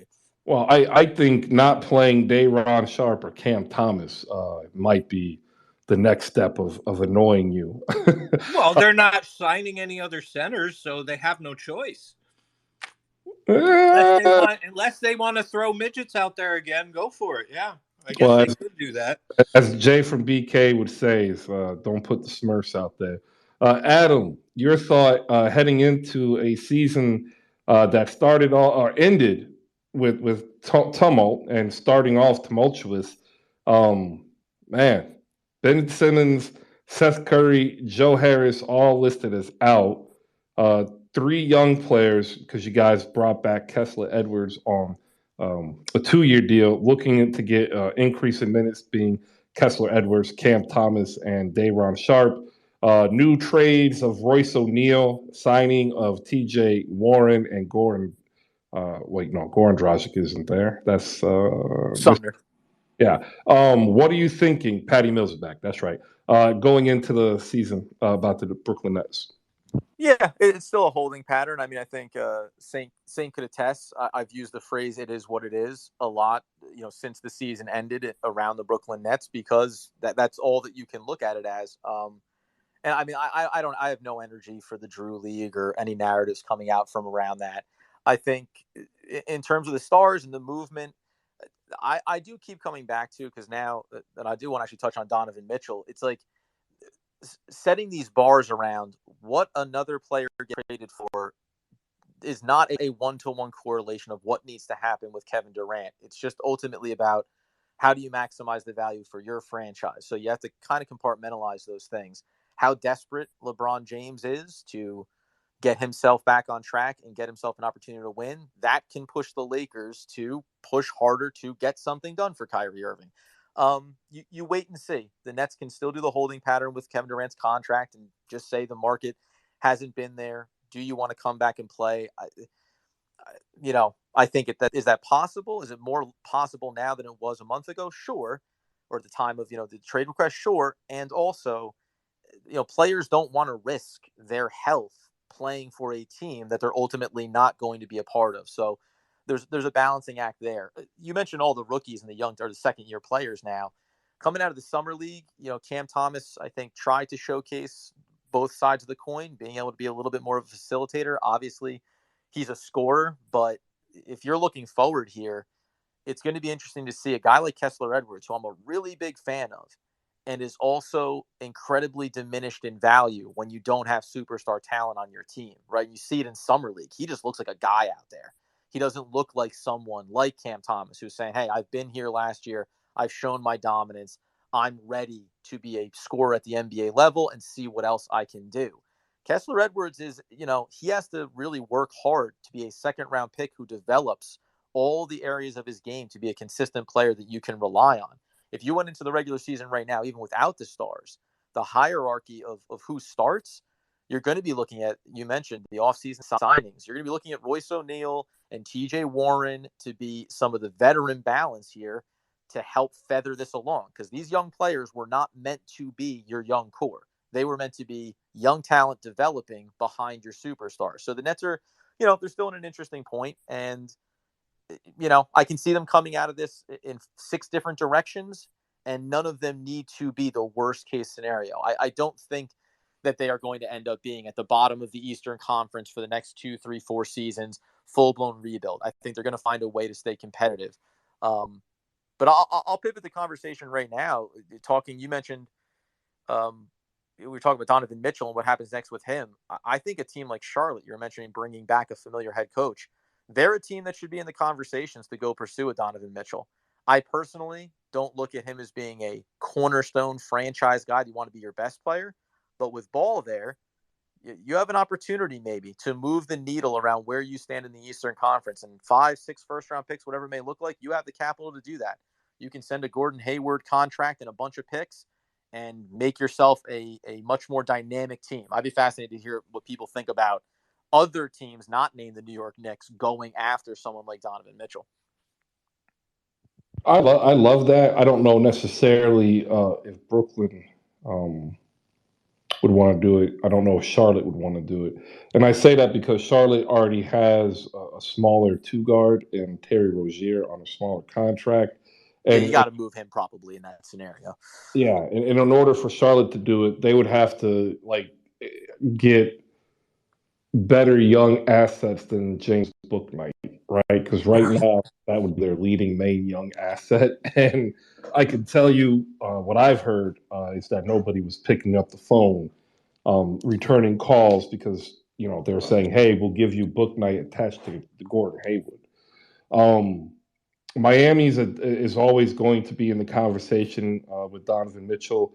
The one team that I thought that would be a really scary potential, and this really depends upon Lonzo Ball, on his health, is the Chicago Bulls. He would be a great fit next to DeMar DeRozan, and you'd be able to run Alex Caruso and Ayo Dosunmu at point guard.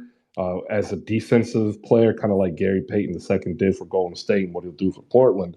And I think Mitchell next to Levine and DeRozan would be just super scary. So if I'm Chicago and Lonzo is not looking like he's responding to treatment, he's only 19 mil. You've got Patrick Williams coming back at 7 mil. You got a couple other studs that are looking really good in the G League. And you have multiple first rounders. So if I'm Chicago, I'm really considering it. Yeah, it feels like there should be more teams. I think we'll start to hear more teams get mentioned around this. Right? It seems like it's been like a somewhat small market as it starts out, but there's certain teams. It just seems like it makes sense for them to take a mini swing. I personally don't think that Donovan Mitchell is necessarily the answer for a lot. I'll say the Knicks. I don't think Donovan. Not the last team, but one of the least excited teams to go pursue Donovan Mitchell should be the New York Knicks. Like, I actually think it'd be a big mistake for them to mortgage a lot of draft capital and a couple of players to bring in Donovan Mitchell and put him in the backcourt with Brunson. Like, I think that you're taking a mid-tier swing here, but dedicating a tremendous amount of money to it. Yeah, I agree. I mean, I've already talked down some Sixers fans because they have unrealistic expectations. But the Sixers could put together a package of Tobias Harris and 3 or 4 young guys not named Tyrese Maxey and 3 first rounders and say, "Here you go, Utah." And the Sixers could actually afford that, sign James Harden afterwards.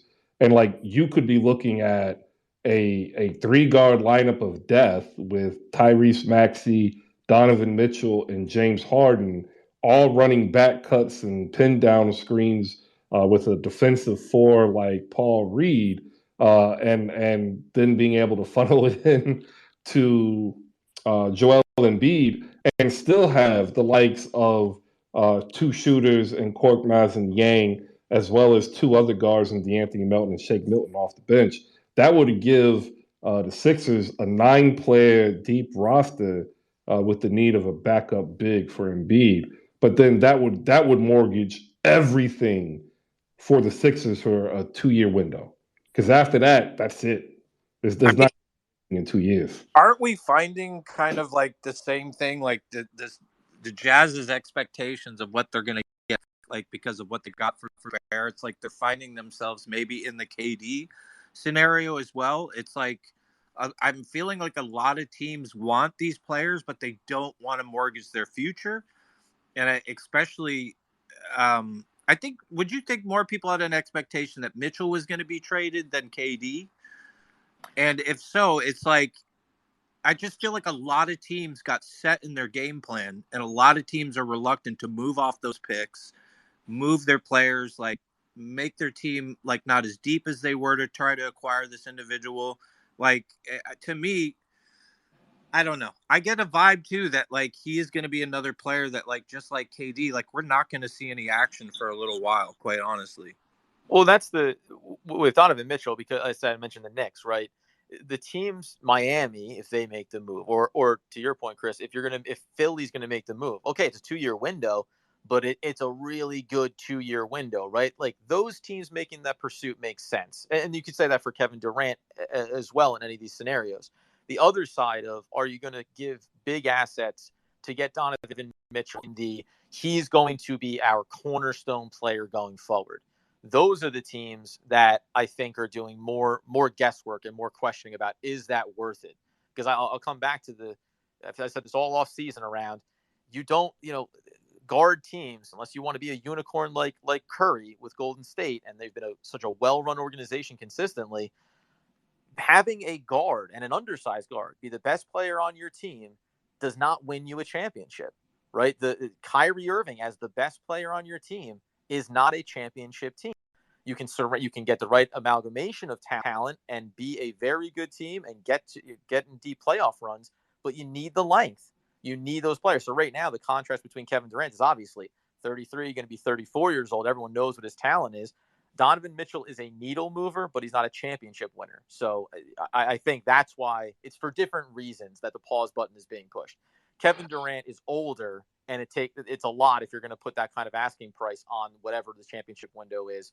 Donovan Mitchell, to me, is elevating your team, but not making them a championship contender. So now you're trying to think about what is the next move we may make off of that, whether it's this year or in the next 2 or 3 years, because Mitchell's still young enough where you can build up and add more pieces. I tell you, there is nobody on this planet that regrets not being able to go after Donovan Mitchell more than Rob Pelinka, right? Like, imagine if Rob Pelinka just says no to the Russell Westbrook trade, and like you head off into this offseason and they still have the likes of Kyle Kuzma to be able to say, hey, why don't we send you like Kyle Kuzma and THT and multiple firsts? And then at that point, that's a deal that, Utah might say, hey, okay, we're not high on THT, but we really like Kuzma. He fits in. He starts immediately. He'll provide us 18 and 8 and as a floor spacing 4. THT's a usable contract, young player. Let's see if we can't develop into that defensive, 3 and D guy. And you come out with multiple first-round Lakers team who in 2 years, 3 years isn't going to contend. So you have a good chance of getting a lotto pick, right? That's how tight the league is in terms of competing, where one trade literally can derail not just that year, but multiple years of true competition for a championship. And like, I wonder if we go back to last year, how many other teams would be in a better position right now to trade for Kevin Durant or Donovan Mitchell if they only did a different move last year. So I think, that actually kind of shows how hard it's going to be for the Lakers to improve their roster, which is why I have that poll question up there. Another question that we'll have net centered. When you look at the projected wins for next year already, There are no early Vegas win totals for the Brooklyn Nets. There are also no early win totals for the New York Knicks, the Utah Jazz, and the Los Angeles Lakers. That is not a good thing. Like, that is not good. Like, I saw some fans, like, really out there saying, oh, they're just waiting because there's a trade coming. Nah, that's not it. If Vegas doesn't have an idea of what number to put next to your team, that is a bad sign. All Vegas does is sit down and figure out ways to screw you out of your money. Like, they just need a number, and it can be arbitrary, and they can't even figure out an arbitrary number for either the Knicks, Jazz, Nets, or Lakers. We don't even know how to fuck you out of your money. Exactly. How like, bad it is. They have Washington at 35.5. So, that's amazing. To you, Saint and Adam, why the hell can I not get the Nets at 36? Like, why can't I get the Nets at 41 wins? It's 500.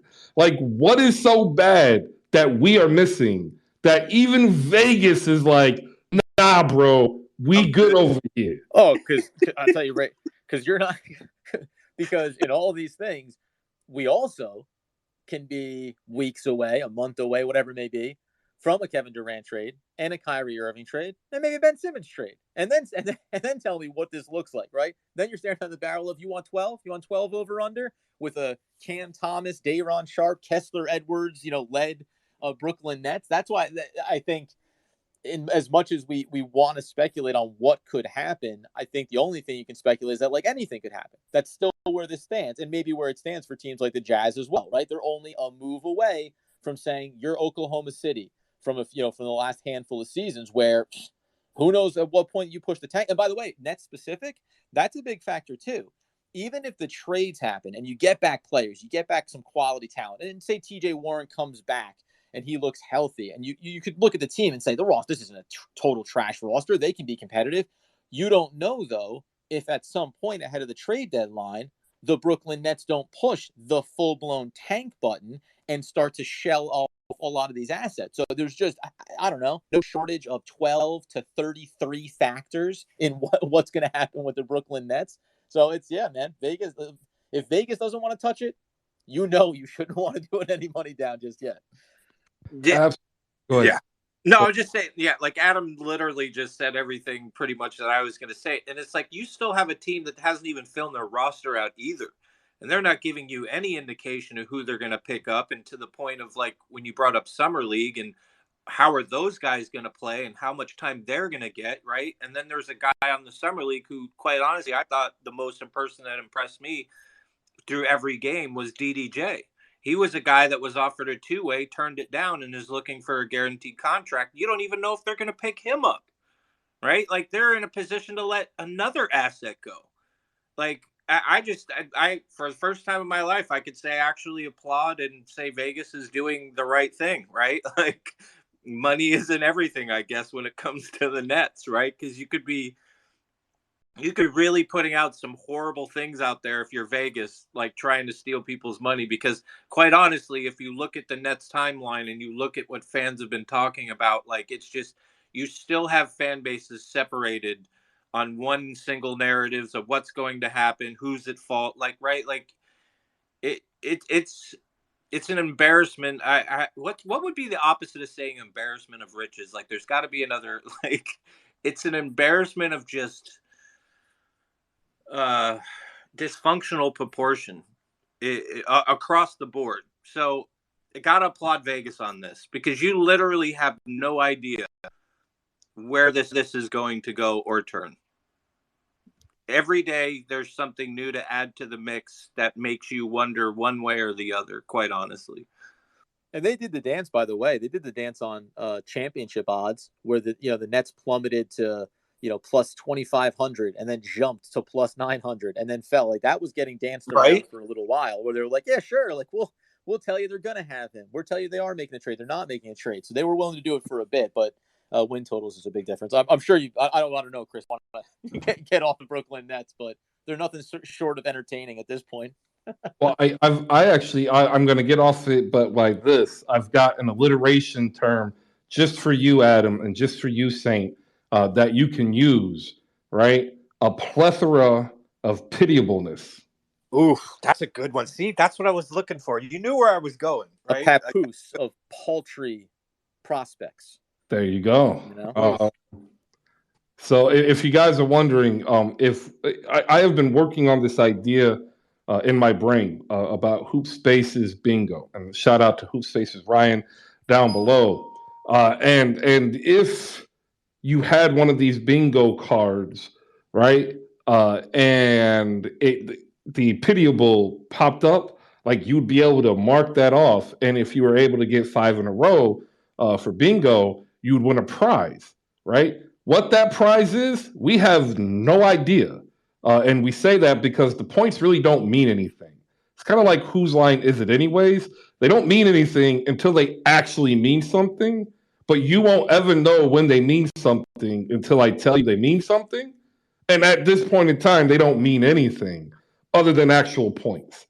So, Savvy, did y'all follow me on that? Give me some hundreds. Oh, actually, we don't have hundreds anymore. Give me an emoji if you follow through on all that. All right, I want to say what's up, everybody, as we approach the 12 p.m. Eastern hour here. We just got done talking Nets, and I want to make sure that if you need some actual good Nets discourse on your timeline, make sure you shoot a follow to Saint from Nets Kingdom and Adam Armbrecht from Locked On Nets. They are phenomenal at what they do, and as you hear, they're not just going to be here saying, hey, we're going to have Ben Simmons, running full court, transition rebound, and he's going to give you a no-look behind the back, alley-oop off of one bounce to Kyrie Irving, who's throwing through his legs to Kevin Durant, right? Like, they are here to actually have a good conversation of what the Nets can and will or won't be. Dany D, do you have any questions for either Saint or Adam while we still have the Nets up here?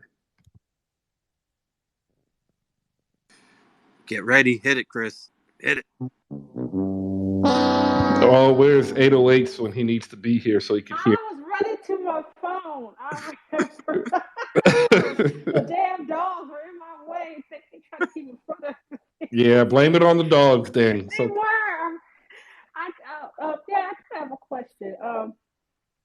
I know you said Nets related. Am I not correct? As I was running to my phone without trying to fall.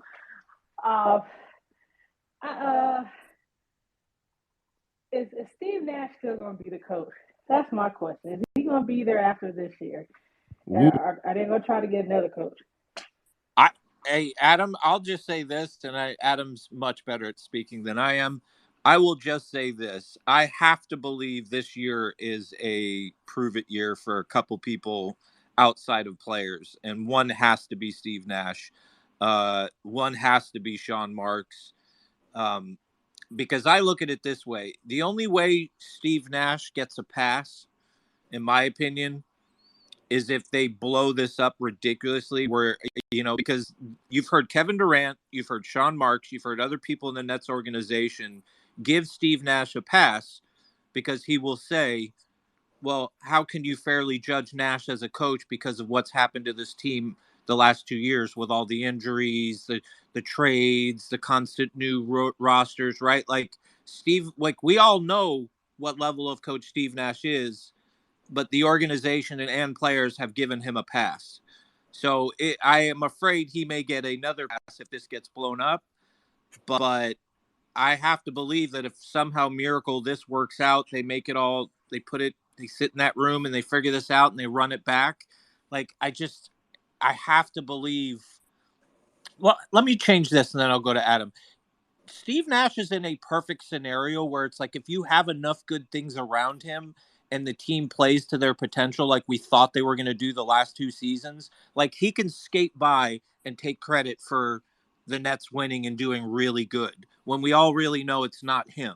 But then if terrible things happen to the team that are outside of his control, he gets another pass. So I'm a little nervous because if you know Nets history, Sean Marks and Steve Nash have been planning this for a long time to be together to run an organization. And as long as Sean Marks is at the helm of this, I almost feel like Steve Nash is safe, quite honestly. Yeah, I think it's interesting. So on the one thing, when you talk about, say, the scenario of the Nets end up running it back, the shift that you can say, and we can all point to the areas of Steve Nash as a coach where he struggled, right? There's plenty of examples of that. But you want to make the case that he's been hamstrung, and he's been learning, but he's been hamstrung and is beholden to the stars, and whether or not Kyrie and Kevin Durant wanted to be fully coached, or whatever the version of it may be. Now that it looks like Sean Marks and the organization took a little bit of this stand in this offseason and wanted to regain some of the hierarchy of control, you can make the case you're going to come into this year and maybe Steve Nash is going to have full authority to say, this is what I want to see from you, Kyrie, or you, Kevin Durant. And if there's pushback on that, it's going to be okay for there to be tension and for there to be conflict there, as opposed to these first few seasons where Steve Nash was maybe caught between that rock and the hard place. And it doesn't change whether or not he's been a good coach, but just how far can I take my authority, right?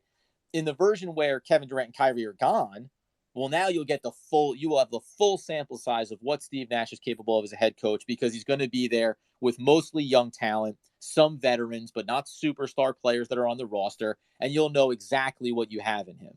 I think Saint's right in saying like this is the year, because you can have a successful season. Saint, you mentioned he can kind of skate by Steve Nash if the team is doing well and they're winning games. You can also make the case that if they ran it back and had a pretty good year, but wasn't quite where they wanted it to be, that he can become the scapegoat, right? He can become the guy that you say, hey, with a better head coach, justifiably, we can get to that next level. And maybe you move on from him. There are strong ties between him and Sean Marks. But I think in a lot of ways, whatever version we get to here, you're going to end up getting concrete information back on every level of the organization: players, coaches, GM, ownership. Like, now that it's all the dirty laundry is out on the table, you get to say, okay, so now here we are. Can we clean this up?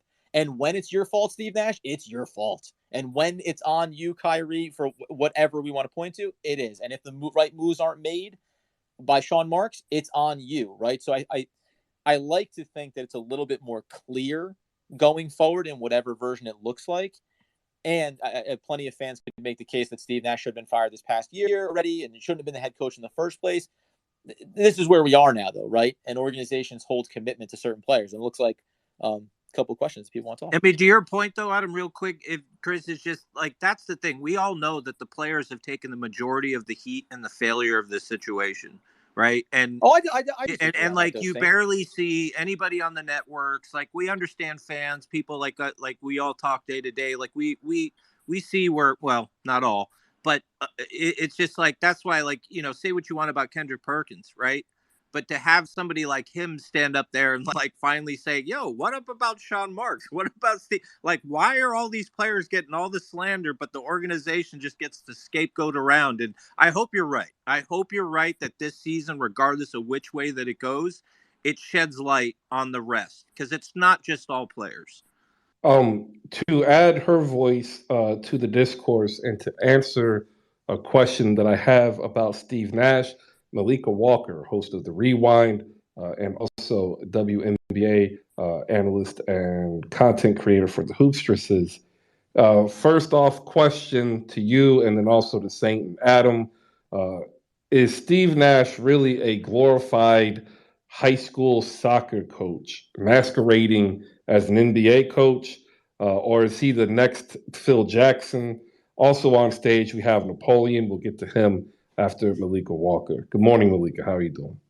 Good morning. But Steve Nash, I'm part of the contingent that Steve Nash shouldn't have been a coach in the first place. Like, he had no experience. He doesn't know what he's doing. Like, and he's, Kevin Durant wanted him, but, because they worked together in Golden State. And he knew he basically, like, Steve Nash is not one of those hard-nosed coaches. He's not a coach at all. Like Kyrie said, we don't even need a coach. Like, so that's why I think he was slotted in there.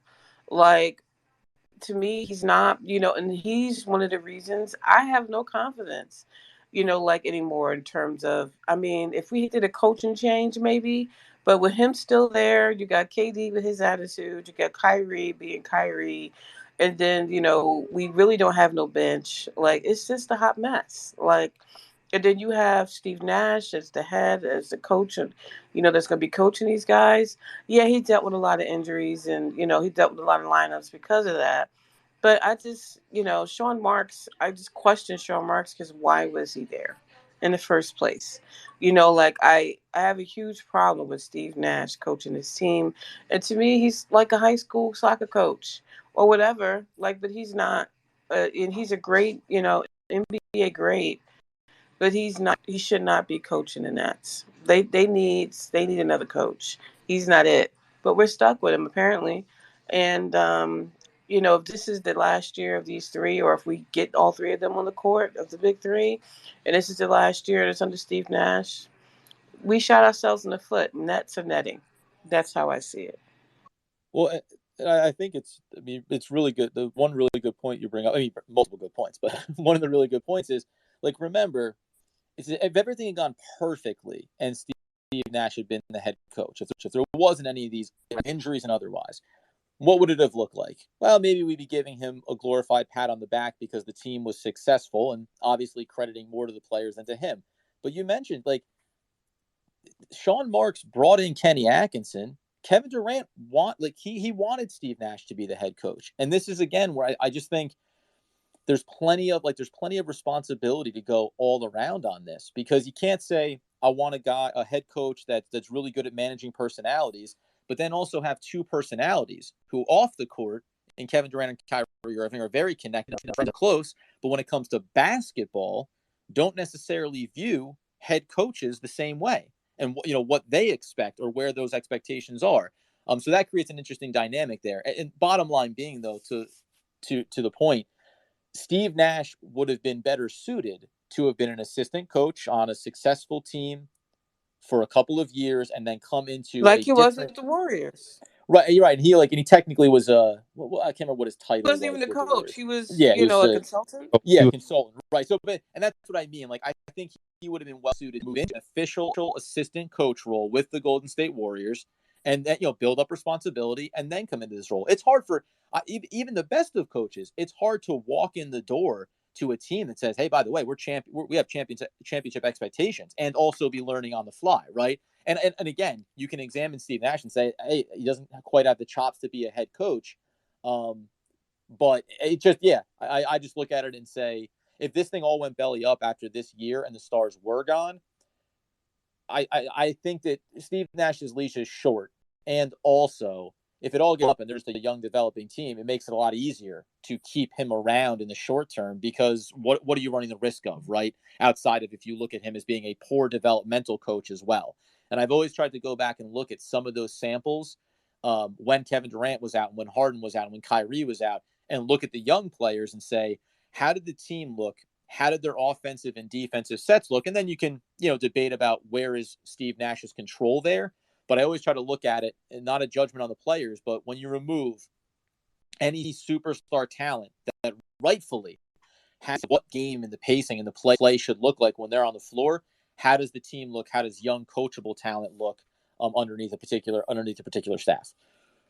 Can I just say real quick, Chris, just 5 seconds? I didn't say this at the end of when I was talking, but I blame everyone. I don't blame I blame the whole organization. Yep. And players, coach. I blame everybody for this debacle. It's ridiculous.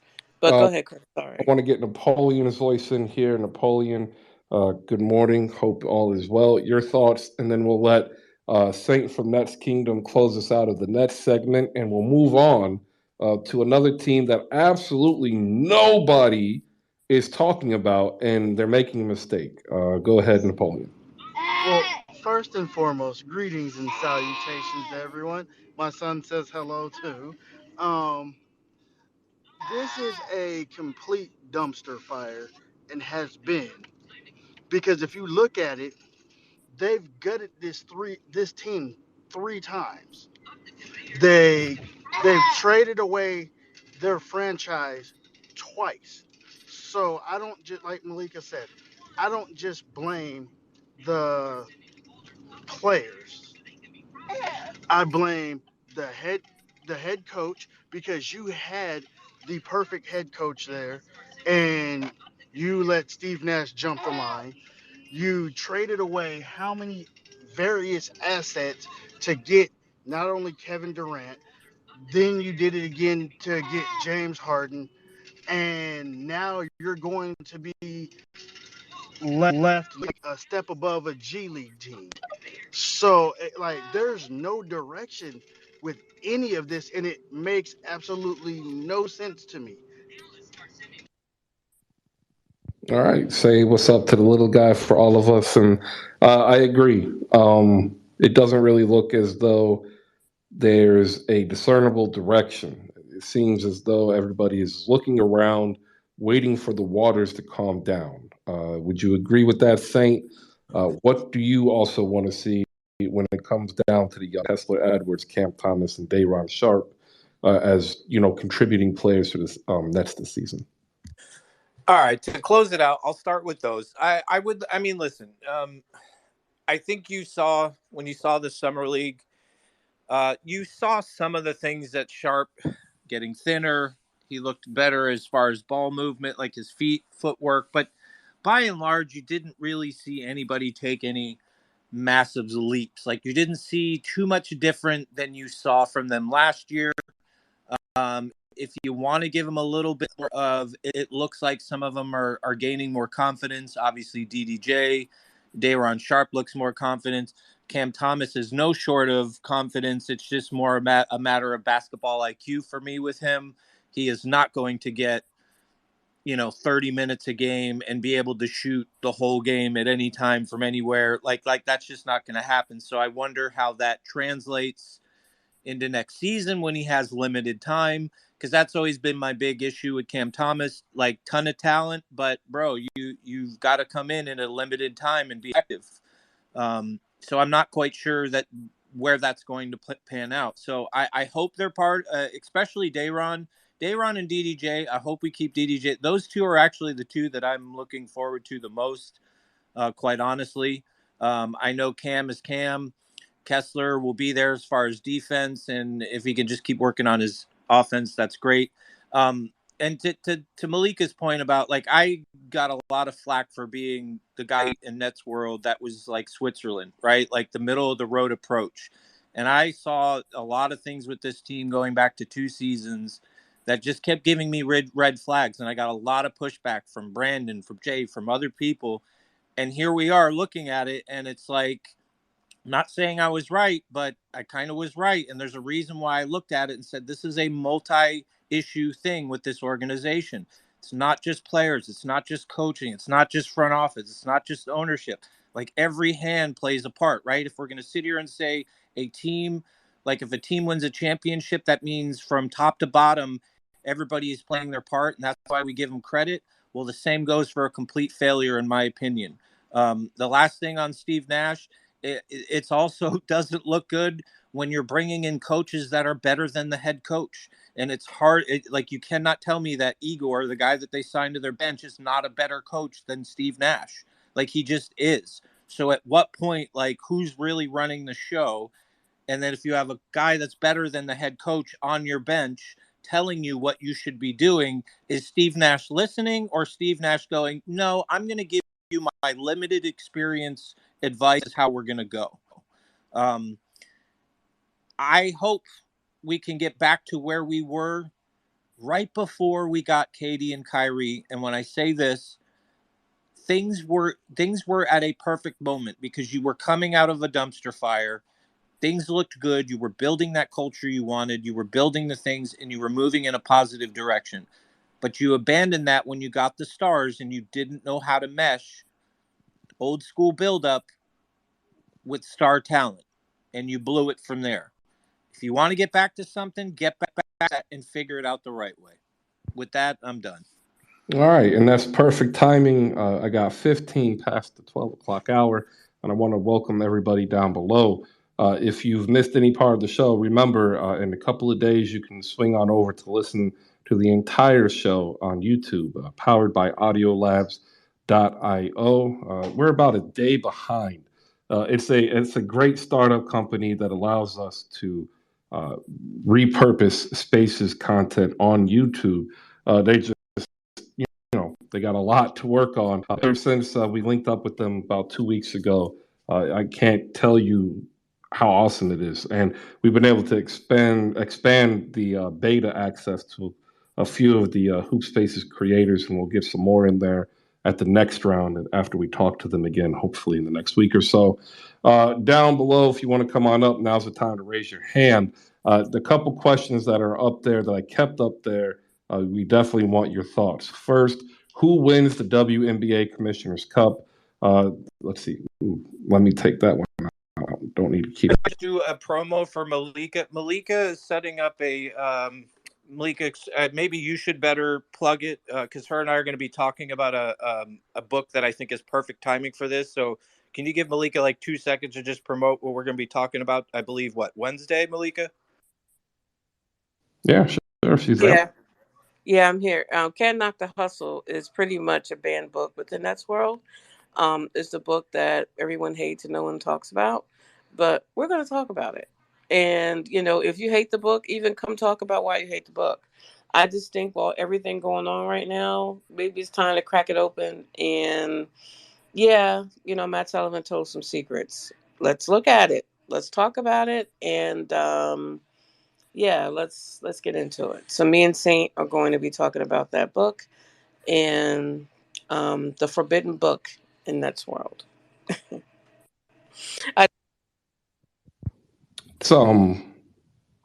That's Matt Sullivan, right? Yeah. I think that's Matt Sullivan. It's the banned book. No one talks about. You ask somebody on Nets Twitter, they just stare like, why that book? Because after rereading that book, there are some interesting things in there that to be true, and it kind of, in my opinion, sheds a little light on why the organization is the way it is at the moment. Yes, that's why I want to look at it. Exactly. I read an advanced, like not the full. Like they did some books send out like a 30-page preview, right? And I think I read that. Hey, Chris, because I don't get that Sullivan thing too much, but like people also heard the allegations against him, so a lot of people are against buying the book and supporting him. But if you're interested in it, like DM me address, I will mail it to you when I'm done because I've read it twice. It is an interesting read. You could probably also find it on a Kindle. On a Kindle. Oh, that's true too. All right, so we did 40 plus minutes of Nets talk. There's a couple questions we still left up there. First, who wins the WNBA Commissioner's Cup? Second, who has the best season next year? Sacramento Kings or Los Angeles Lakers? Kings are up right now. Also up there, if you look, so this is actually I've known about this machine for about 4 years now. It's been out since like 2012, and this is a 7-Eleven in Indonesia, and they sell mashed potatoes and gravy out of their mashed potato Slurpee machine, and they are bringing this to select locations in the United States. And I am here to tell you, I have my raft, I have my life jackets and preservers. I am ready. Send the flood. Like the moment I see one of you people in a 7-Eleven or a gas station buying instant mashed potatoes and gravy, that is the day that I know I need to move my ass to the mountains of Idaho and prepare for the coming flood. Because it's insanity. Like this isn't even good mashed potatoes that you get like at Thanksgiving or Christmas for you who like mashed potatoes, right?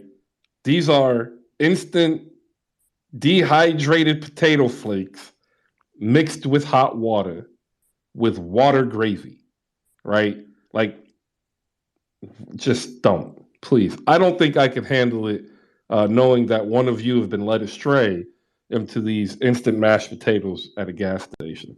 Also, now up, as I said, we were a team that nobody is talking about, even in Cleveland. That is right.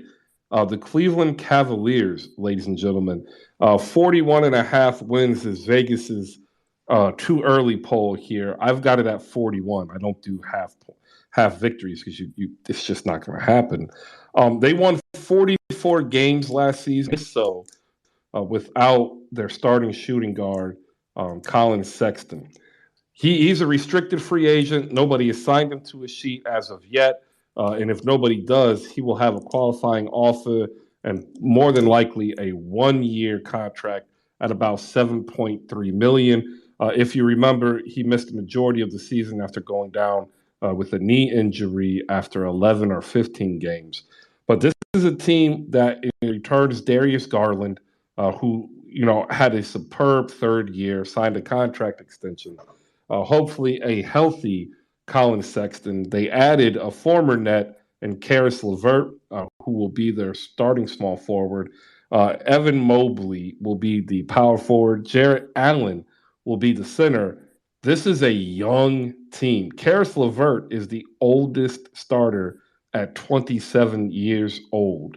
But this is a young team that has plenty of experience, as every other player is entering their third year or greater as a starter. What do we think over under for the Cleveland Cavaliers of 41 wins? Do you have any questions about the Cavs?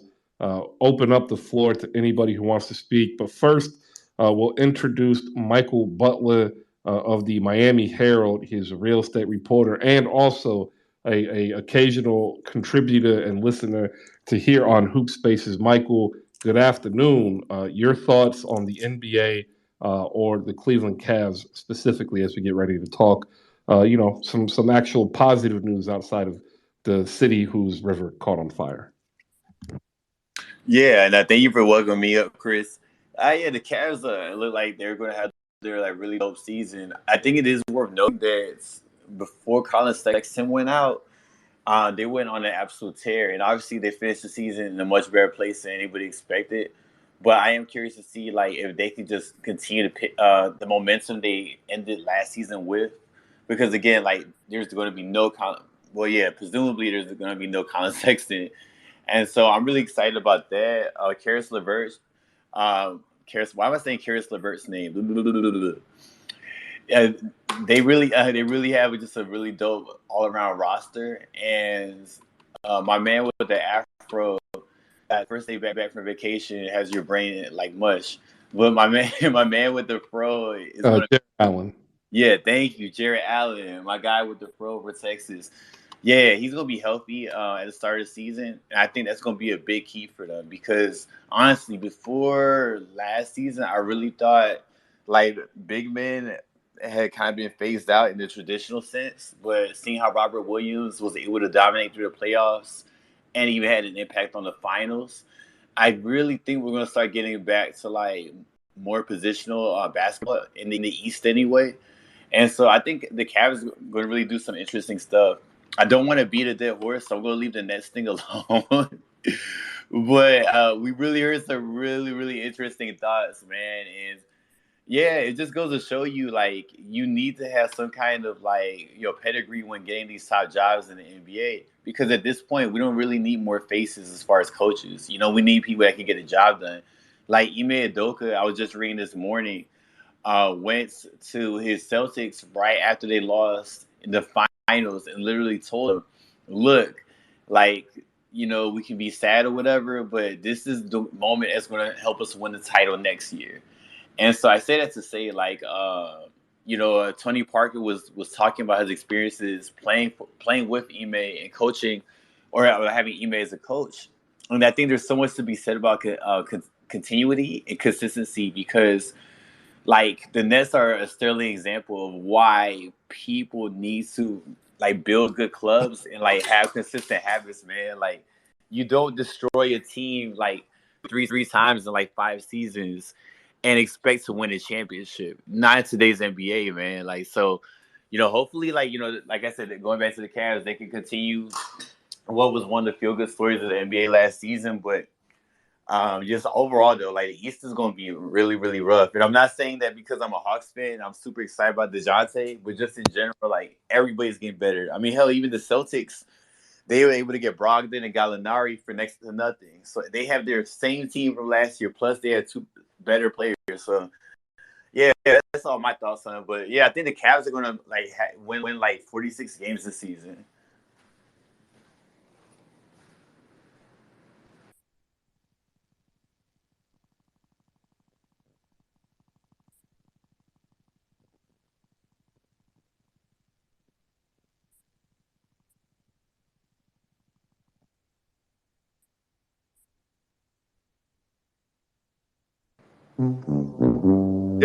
Yo, Chris, you hear me?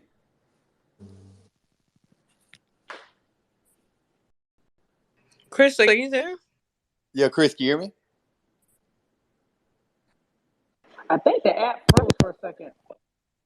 Oh, we can give Chris the horn, bro. I thought Chris gave me the horn. I was like, oh snap! I was like, got to give himself the horn on that one, but he probably. Oh man, yeah. Like I was like, man, like this is the one time I saw one of the Cavs, and then I get the horn, man. Like basketball universe is not like the like does not like Cleveland. Like I can't blame them. Outside LeBron, it's like, but is you there? He may still be in some level. He laughed, so I think he laughed. Right. Now I'm actually looking at the phone, like. Oh man! Well, this is my perfect time. Hey, Michael, can I respond to your Cavs? Because to me, was the most exciting watching the Cavs last season. Quite honestly, yeah, for sure, yeah. We're the one team that I actually would tune in to see their games, and really anything like Nets, and then that. Like they were an exciting team. Well, and that whole thing, right? Like I'm hoping that they can like continue that kind of excitement because they have like a young coach, a very young roster. And they're like they just played an exciting brand of basketball. I would be super hyped watching League Pass, and when they would run out those 3 centers, when they ran out basically like what was it like McCartney, Allen, and the rookie last year, the dude that was like blocking everybody's shots, like Mobley, yeah.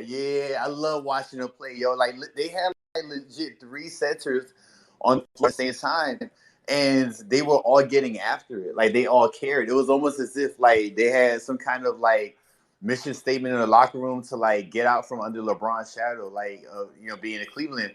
But that's the whole thing. Like a lot of teams, you can tell when they are excited to play together and when they're not. Like the Celtics last year.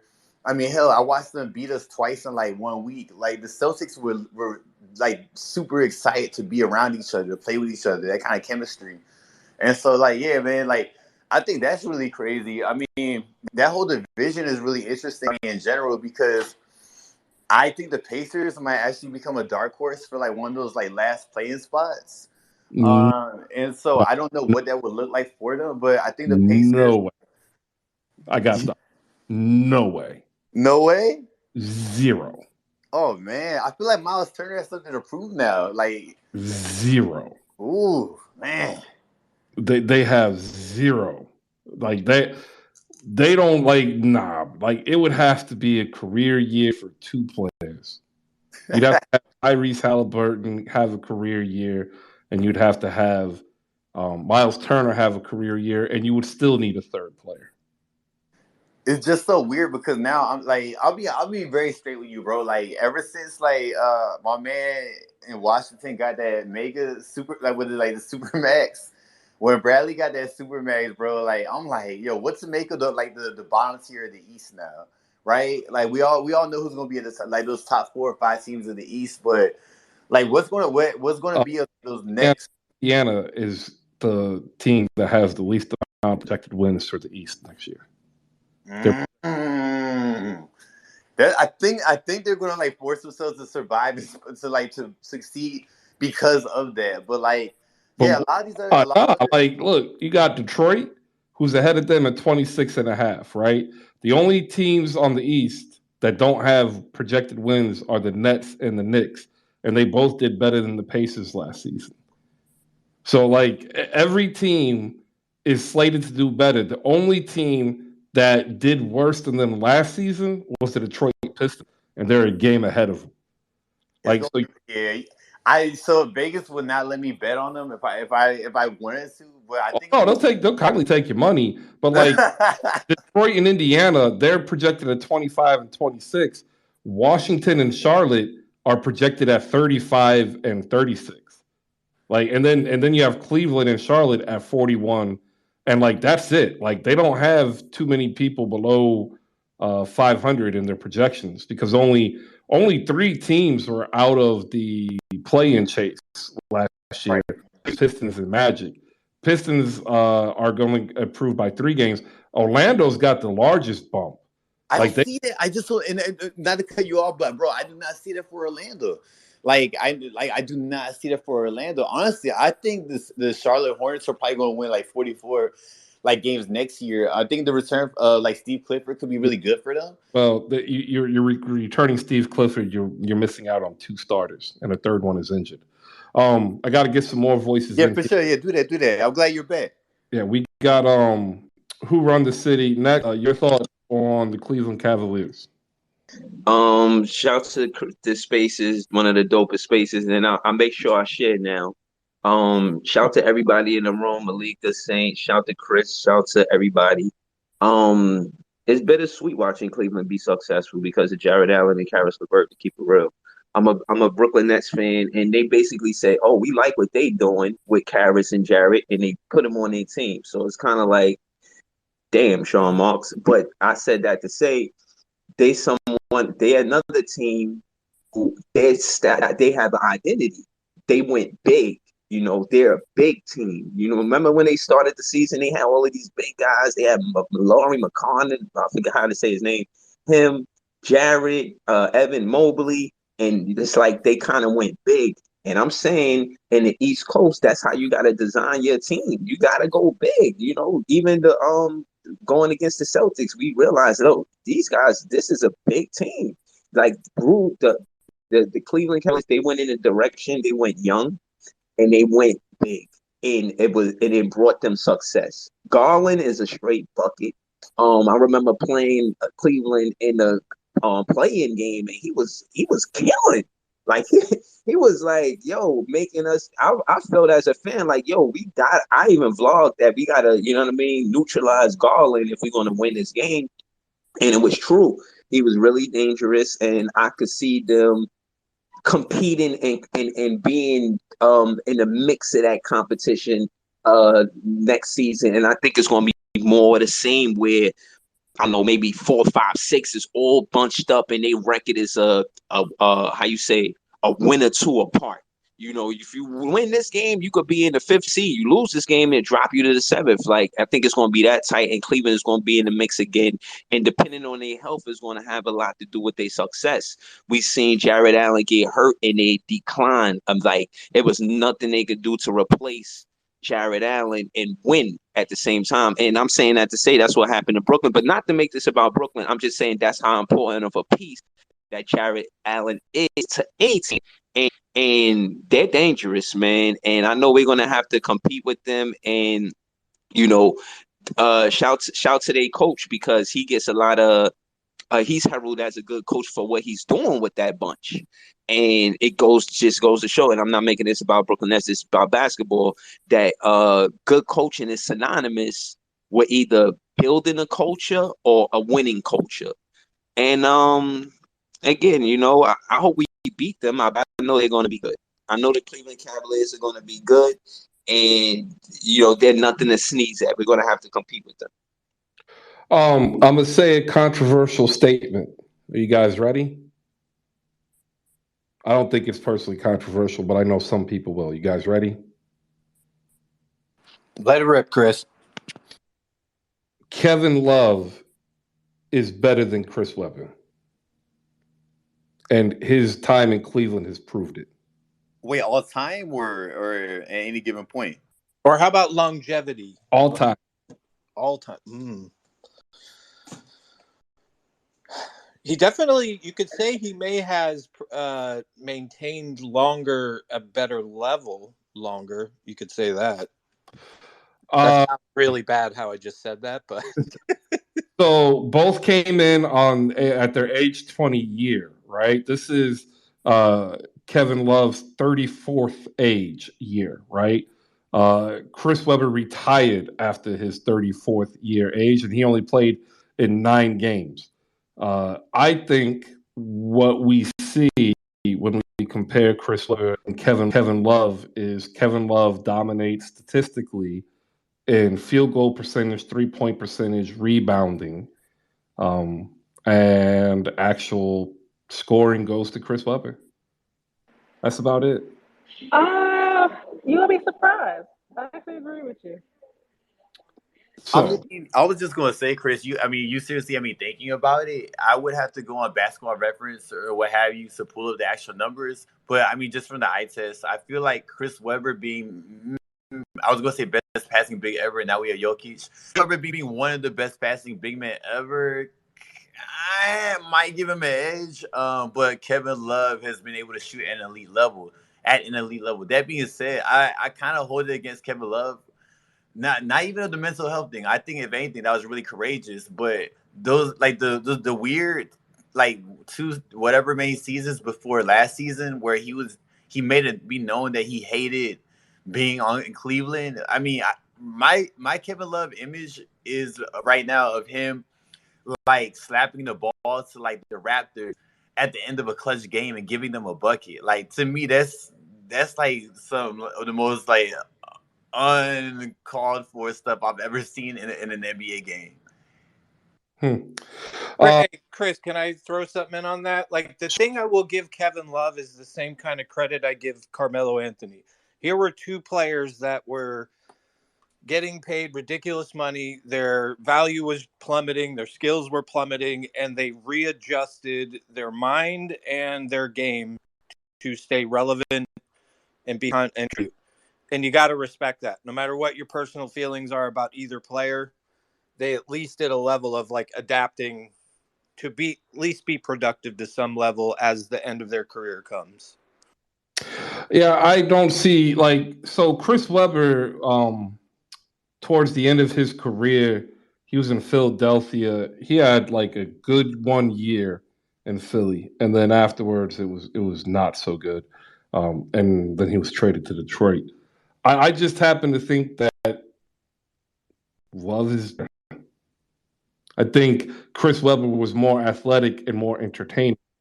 But I think when all is said and done, Chris Webber will not have the same statistical production as Kevin Love. And I say that because people are saying Kevin Love is not a Hall of Famer, which I kind of take aback because if Chris Webber made the Hall of Fame, you kind of have to put Kevin Love in there because he'd have the statistical domination. Plus, he'd have the benefit of playing with LeBron James to win a championship. We've got a Kings fan coming up here, so I'm pretty sure that she is going to defend Chris Webber, and that is Megalu. What's up, Meg? How you doing? Hey, guys. Actually, I'm not. Shocker! I love Chris Webber, don't get me wrong. And I just think they're kind of 2 different things. I just read that book, Sprawl Ball by Kurt Goldsberry, which I don't entirely agree with the whole book, but it's about the evolution of the game from being primarily a post-driven game to a 3-point, pace and space game. And I think there's a whole chapter in there on Kevin Love and his evolution from being a traditional power forward like Chris Webber was, right? A power forward. And basically changing his own game to becoming that stretch 4, stretch 5. So I think that Kevin Love has changed his game more over the course of the career. And part of the advantage of doing that is he, became this incredible 3-point shooter, which obviously results in having more long-term career points. As far as the game, I'm sure you could argue Chris Webber was a better passer. He was a better power forward. He wasn't a stretch 4, all that kind of stuff. But I do think that Kevin Love, like I said, has the advantage in terms of evolving, right, with the game at a time when the game was evolving so much, he made that change. Because I don't even think he'd still be playing if he didn't get thinner, shoot better, all of the stuff that he started doing pretty much once he left Minnesota. Even though he was good before, he absolutely changed his body. He changed his spacing to the point now where it's all a finesse game. He doesn't have to get in there and bang with anybody, So anyways. No, all right, that's a great point. And also the idea that Chris Webber passed better. I watched Chris Webber all through his career. A lot of his assists were also physical domination assists. So they tend to be easier in nature. If you get isolated on the block against a mismatch, you get a cutter, you hit the cutter. He had a physical mismatch, so it made it easier for him. It wasn't as if it was a traditional point forward. And also, it really helped him in Sacramento when he had the likes of Hedo Turkoglu and Pejovic, who were hitting open shots off of the double team in the post. Had he stayed in Washington, he probably, increases his turnovers and still middles around at around 4 assists per game and 3 turnovers. So that really helped him. But then later on, when he got a little bit older and he lost some of that physicality, he kind of reverted back to what a more traditional, slightly above league average big passer does, which is about 3 per game, which is where Kevin Love was at his height. I'm saying because I happen to believe that unless he really wants to, I think this could be Kevin Love's last season. And if it is his last season, I'm asking you as a fan when I say, hey, I'm putting Kevin Love into the Hall of Fame, not as a first ballot Hall of Famer, more than likely a second go around. What are your guys' thoughts on that? And then I use Chris Webber as the argument. Chris Webber averaged 20 points or 21 points, 10 boards, 4 assists, all rounded up to the closest even number. 48% from the floor, 30 from 3, 65 from the line with the PER of 21 and win shares rounded up to 85.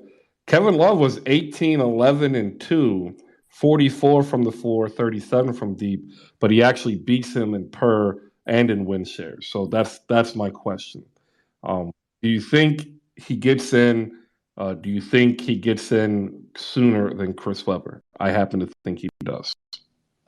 How far did he have?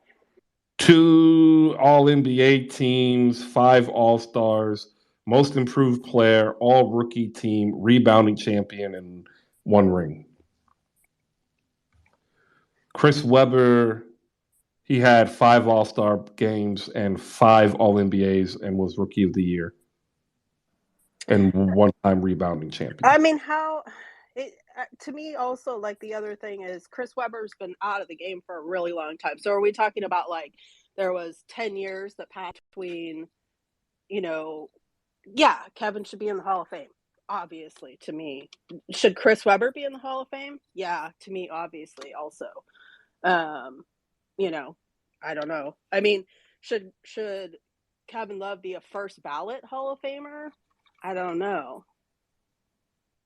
I don't think so. I think the only way he'd become a first ballot Hall of Famer is by somehow, miraculously, he and LeBron retire at the exact same time. And they come up on eligibility at the exact same time. I think LeBron would give him extra votes. But if he were to retire this year and LeBron doesn't retire for another year or two, I don't think he makes it in as a first ballot.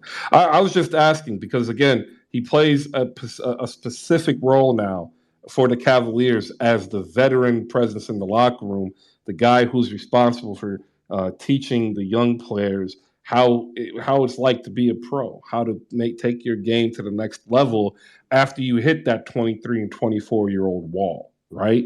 That is what his job is, and he does it wonderful. 13.6 and 7.2, playing 22 minutes off the bench.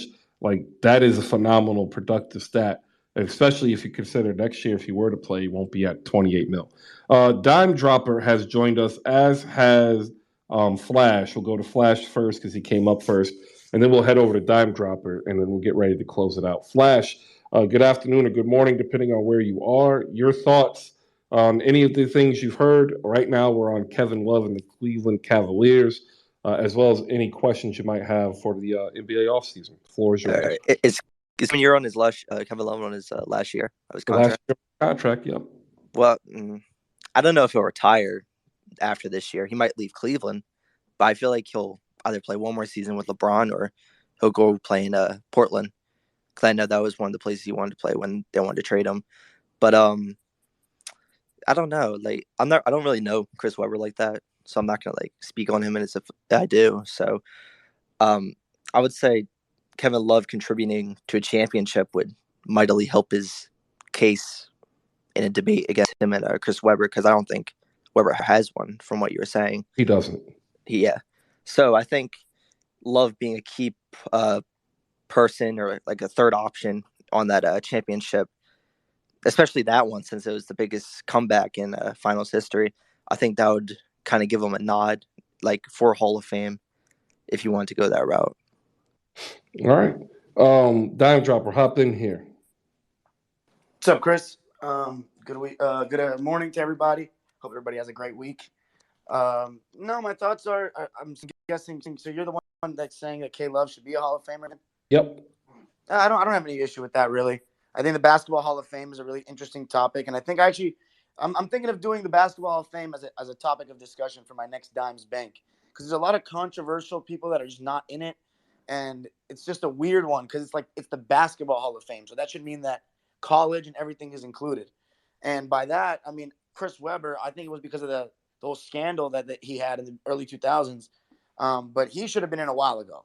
To me, when you combine what he did with the Fab and at the NBA level, and I think a player than Kevin Love, I think you can say both should be in the Hall of Fame, but I think Chris Webber is a better player than Kevin Love. Like, I think he was, the man in Sacramento and was so close to winning a championship. Like, just got it stripped away from him. Obviously, some controversial stuff there in 2002, but that's my take. I mean, I would like to see Kevin Love go in the Hall of Fame because I feel like his contributions to that Cavs team go kind of underappreciated over time.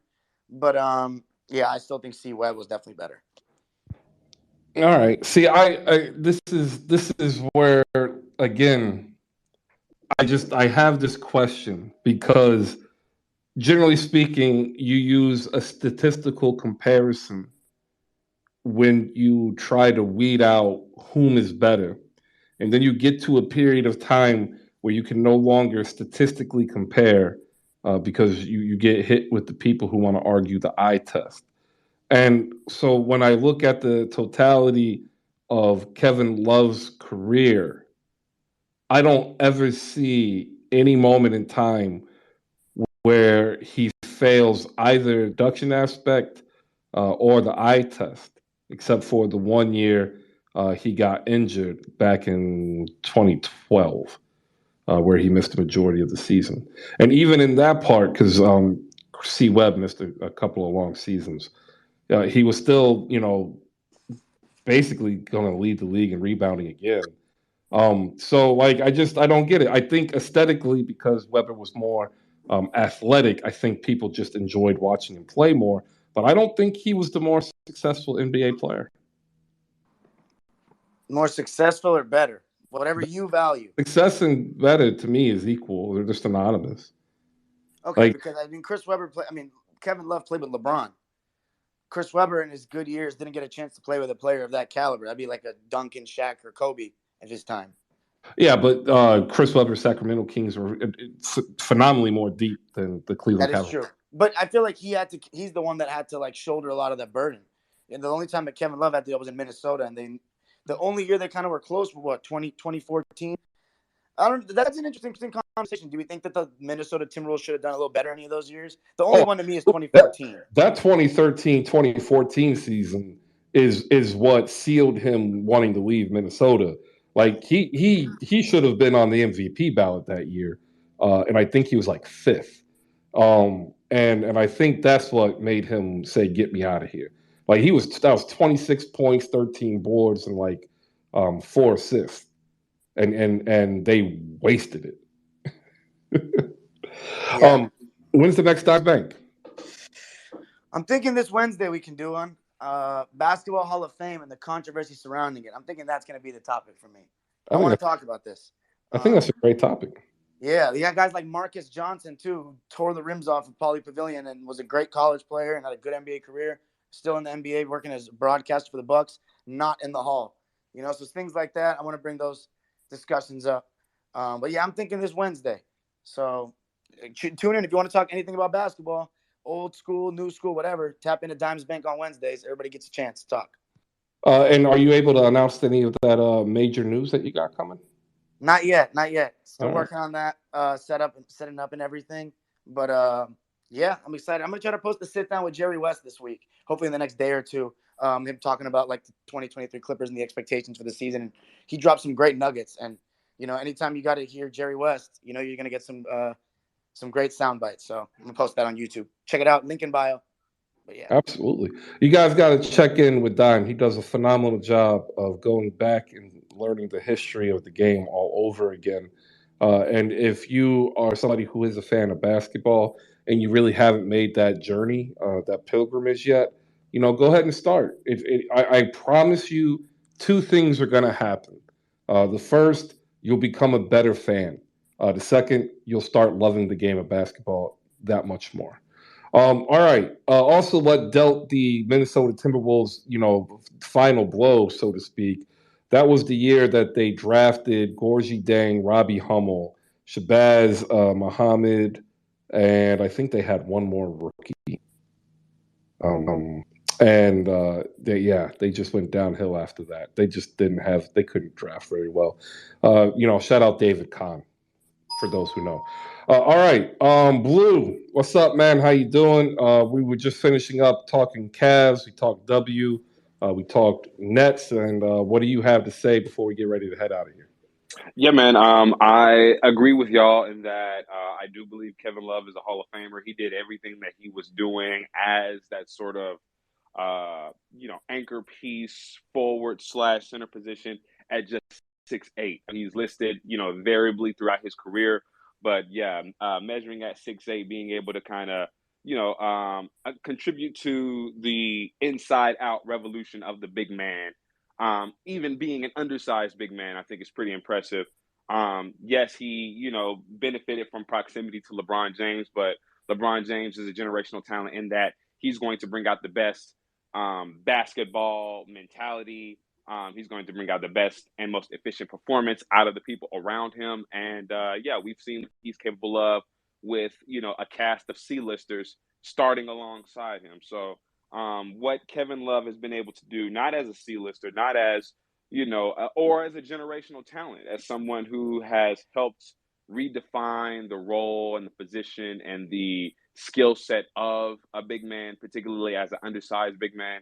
And I think that, he definitely benefits from proximity to Bron. But, there are people in the Hall of Fame who aren't generational talents. There are people in the Hall of Fame who aren't one-of-a-kind, once-in-a-lifetime type players, who are high character, high efficiency role players. We have to respect those. We have to, acknowledge those contributors to the game as well. And I think Kevin Love, sits at the top of that list. If you're not looking at generational talents, if you're not looking at freak athletes, and you're looking at efficiency, durability over time, contributing to the evolution and the evolvement of the game, I think Kevin Love definitely deserves his flowers and his spot in the Basketball Hall of Fame for that reason.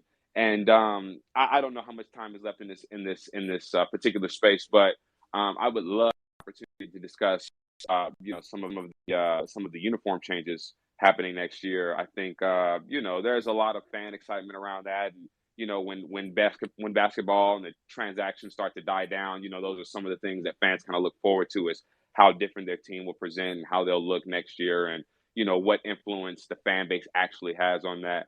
And with the release of the Cavs new jerseys for the next upcoming season, I think it's probably a good time as any to start having conversations about team identities, how fans affect that, and whether they may make or miss the mark. I think that the minimalist design on the new Cavs jerseys, are kind of likened to like practice squad, summer league jerseys, but it's saved by the details on the waistband and along the side and things like that. And, I've always taken issue with the redundancy in color schemes in some of the teams. We've got 1,000,001 red and blue teams, blue and white, and combination of that, even, I think, in my personal opinion, the Knicks and the Thunder are too close in color scheme. So I think that's a great topic of conversation to, kind of involve both, diehard fans, basketball enthusiasts, as well as casuals about how their,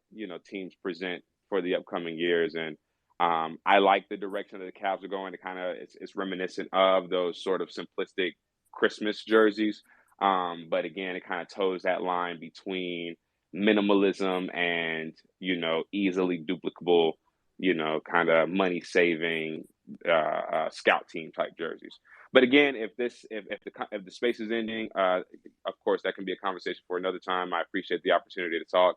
And I'm voting for Kevin Love. I'm voting for Chris Webber. I had the opportunity to watch and try and emulate Chris Webber's playing style growing up. And, him, Kevin Garnett, Tim Duncan were some of the most elite big men, forward / centers or big men in the early 2000s and into the late 2000s. So Chris Webber definitely deserves his flowers for his on-court dominance, for his consistent level of play, for his intensity, and and how he has influenced generations of high flying slashing 6'10", 6'9", 6'10" guys moving forward. And I don't think one or the other ought to disqualify anyone else into the Hall of Fame. Kevin Love deserves to be there just as much as Chris Webber, in my opinion.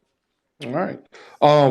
Check down below, or actually next on my screen, it's next to you, but on your screen, she's probably down below.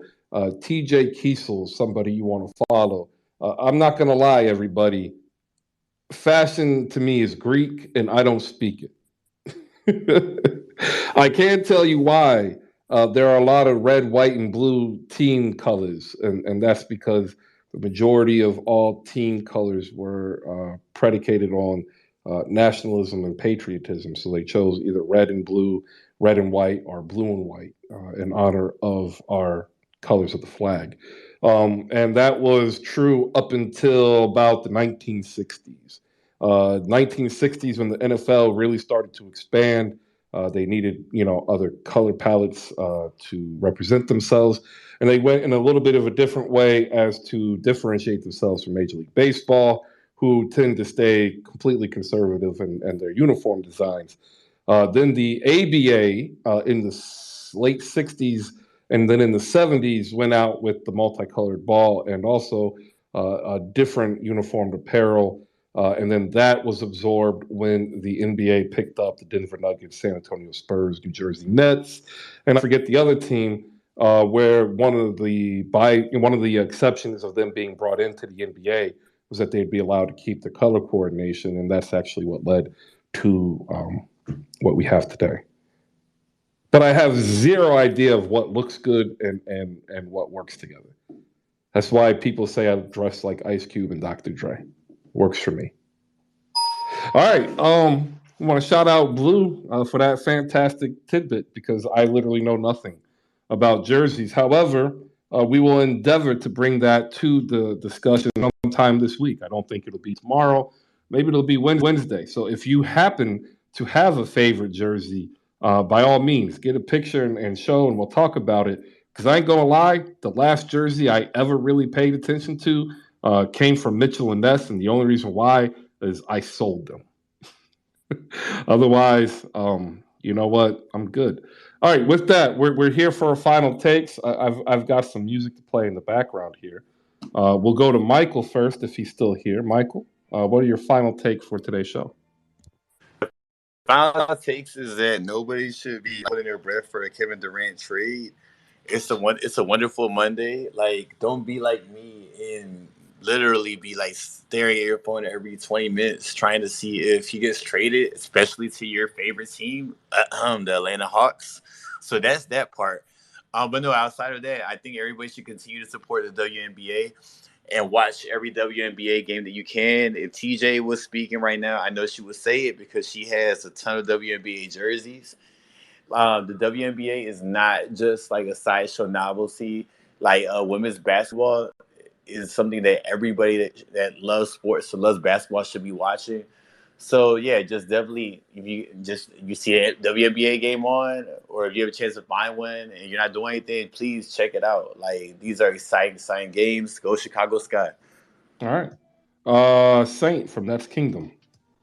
I'm just going to sit back and enjoy the sunshine for the next 3 days with the 71-degree weather at the beach and not really give a shit what's going to happen to the Brooklyn Nets because that's where I'm at.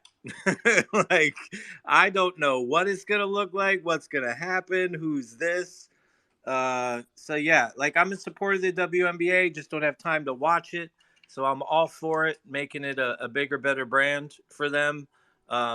I will say tomorrow, Scoop is going to be on Spotify Green Room tomorrow, and we're going to have a lot of interesting conversations because that man has said a lot of things about the Brooklyn Nets, and a lot of them have turned out to be true, but people still hating on Scoop. So if you want to come by and have a good conversation, download Spotify Green Room app and hop in. I think we're going to be doing it 4 Eastern time, 1 p.m. Pacific time. Yeah, Chris, I always appreciate it, and I'm glad I'm able to come up and enjoy this because I love what you do, man. Appreciate it, Saint. Dany D, ladies and gentlemen, final thoughts for today. Oops, sorry. Final thoughts. Well, I enjoyed the conversation today. To figure out what jersey I want to take a picture of. I'm sorry, I only got one. I got to buy me some more. Anyway. Enjoy the conversations to take on their teams and what they hope to do. I love hearing Brooklyn people talk about their team. It's just brings me joy. I don't hate Brooklyn. It just brings me joy the way y'all talk about it. Tomorrow we got 3 WNBA games. The first one, like Chris said earlier, is 11:30. Then we have a 10 o'clock game on NBA TV at night. And the 10:30 game on CBS Sports Network, a lot they have it on that channel. So you can check those out. And my other thing is why is the Commissioner's Cup on Amazon Video. Not everybody has Amazon Video next week, but hey, it's their decision how they want to play it. I think now we're at the dog days of basketball. Summer, we're in Death Valley. Ain't nothing about to happen. I don't think nothing's going to happen until we get to January the 15th of next year. Some trades may happen then. I hear Heat trying to make a jump for Kevin Durant. And I think the Nets ain't interested. Anyway, hope everybody has a good rest of your day. And hope everybody has a great week. And I look forward to seeing what we have tomorrow. Chris owes us Hoop Spaces when I have one on Friday. We should get 2 this week. Maybe a Saturday special, an After Dark special. I don't know. But Chris owes us. Thank you. Yeah, well, I tell you what. If you wanna slide me some money, maybe I'll do one of those late night rooms. But late night rooms is definitely not my forte when the majority of people end up wanting to yell and fight each other. I don't care. Hey. You know what? Find 499 more people with a buck, and maybe we'll be in business. Per Woj, the Knicks and Jazz will re-engage here at some point. Well, of course they'll re-engage because there's no other team who wants Donovan Mitchell as much as the Knicks. And the Knicks under Leon Rose have learned not to bid against themselves. So my suggestion to you, Danny Ainge, is you already got your killer trade with Minnesota. If you're going to make a trade, make the trade. Because, the more you drag this out, the more it's just going to look bad. And you don't want to look bad. You want to know why? That's because you have the All-Star game coming up. And if I was Danny Ainge, I would want this to go away so that all you would be able to do is market your young team of exciting players and pick one. It doesn't matter whom it is. And just start the All-Star campaign for that player right now. Maybe you'll get lucky enough and get somebody in the All-Star game. And I say that because I don't particularly like what Danny Ainge has been able to do. There are far too many candidates, some of color, some not, who are eminently eligible and deserving of a shot to be a general manager in the National Basketball Association. Yet the Jazz went and did what the Jazz were allowed to do and hire somebody who, has a career track record, who's won a championship. And that's great. But that doesn't help to make the game progressive and make the game new. It helps to keep the game the way it was. And the one thing that I've learned is the more you try to keep something as it is the way it was, the less people you have who will be interested in watching what will be. That is actually the juxtaposition that the WNBA finds itself in currently as well. And I find it disheartening to know that the WNBA and the Utah Jazz seem to be ran on the same track. Let's conserve what we have. Let's not push for the future. And I just find that to be disappointing. So there you go. That is my final take for today, which means I can hit this button and play some music. I want to thank everybody for making their way through here on a wonderful Monday, the first dog day of Hoop Spaces summer. Hey, it's going to get brutal, y'all. I'm not going to lie. I'm not going to sugarcoat it. It's going to be a lot of days of no basketball, but we'll be here every Monday through Friday at 10 a.m. To talk about it. And even if we talk about absolutely nothing, at least we'll do it together. Thanks, everybody. Peace out. See you tomorrow, 10 a.m.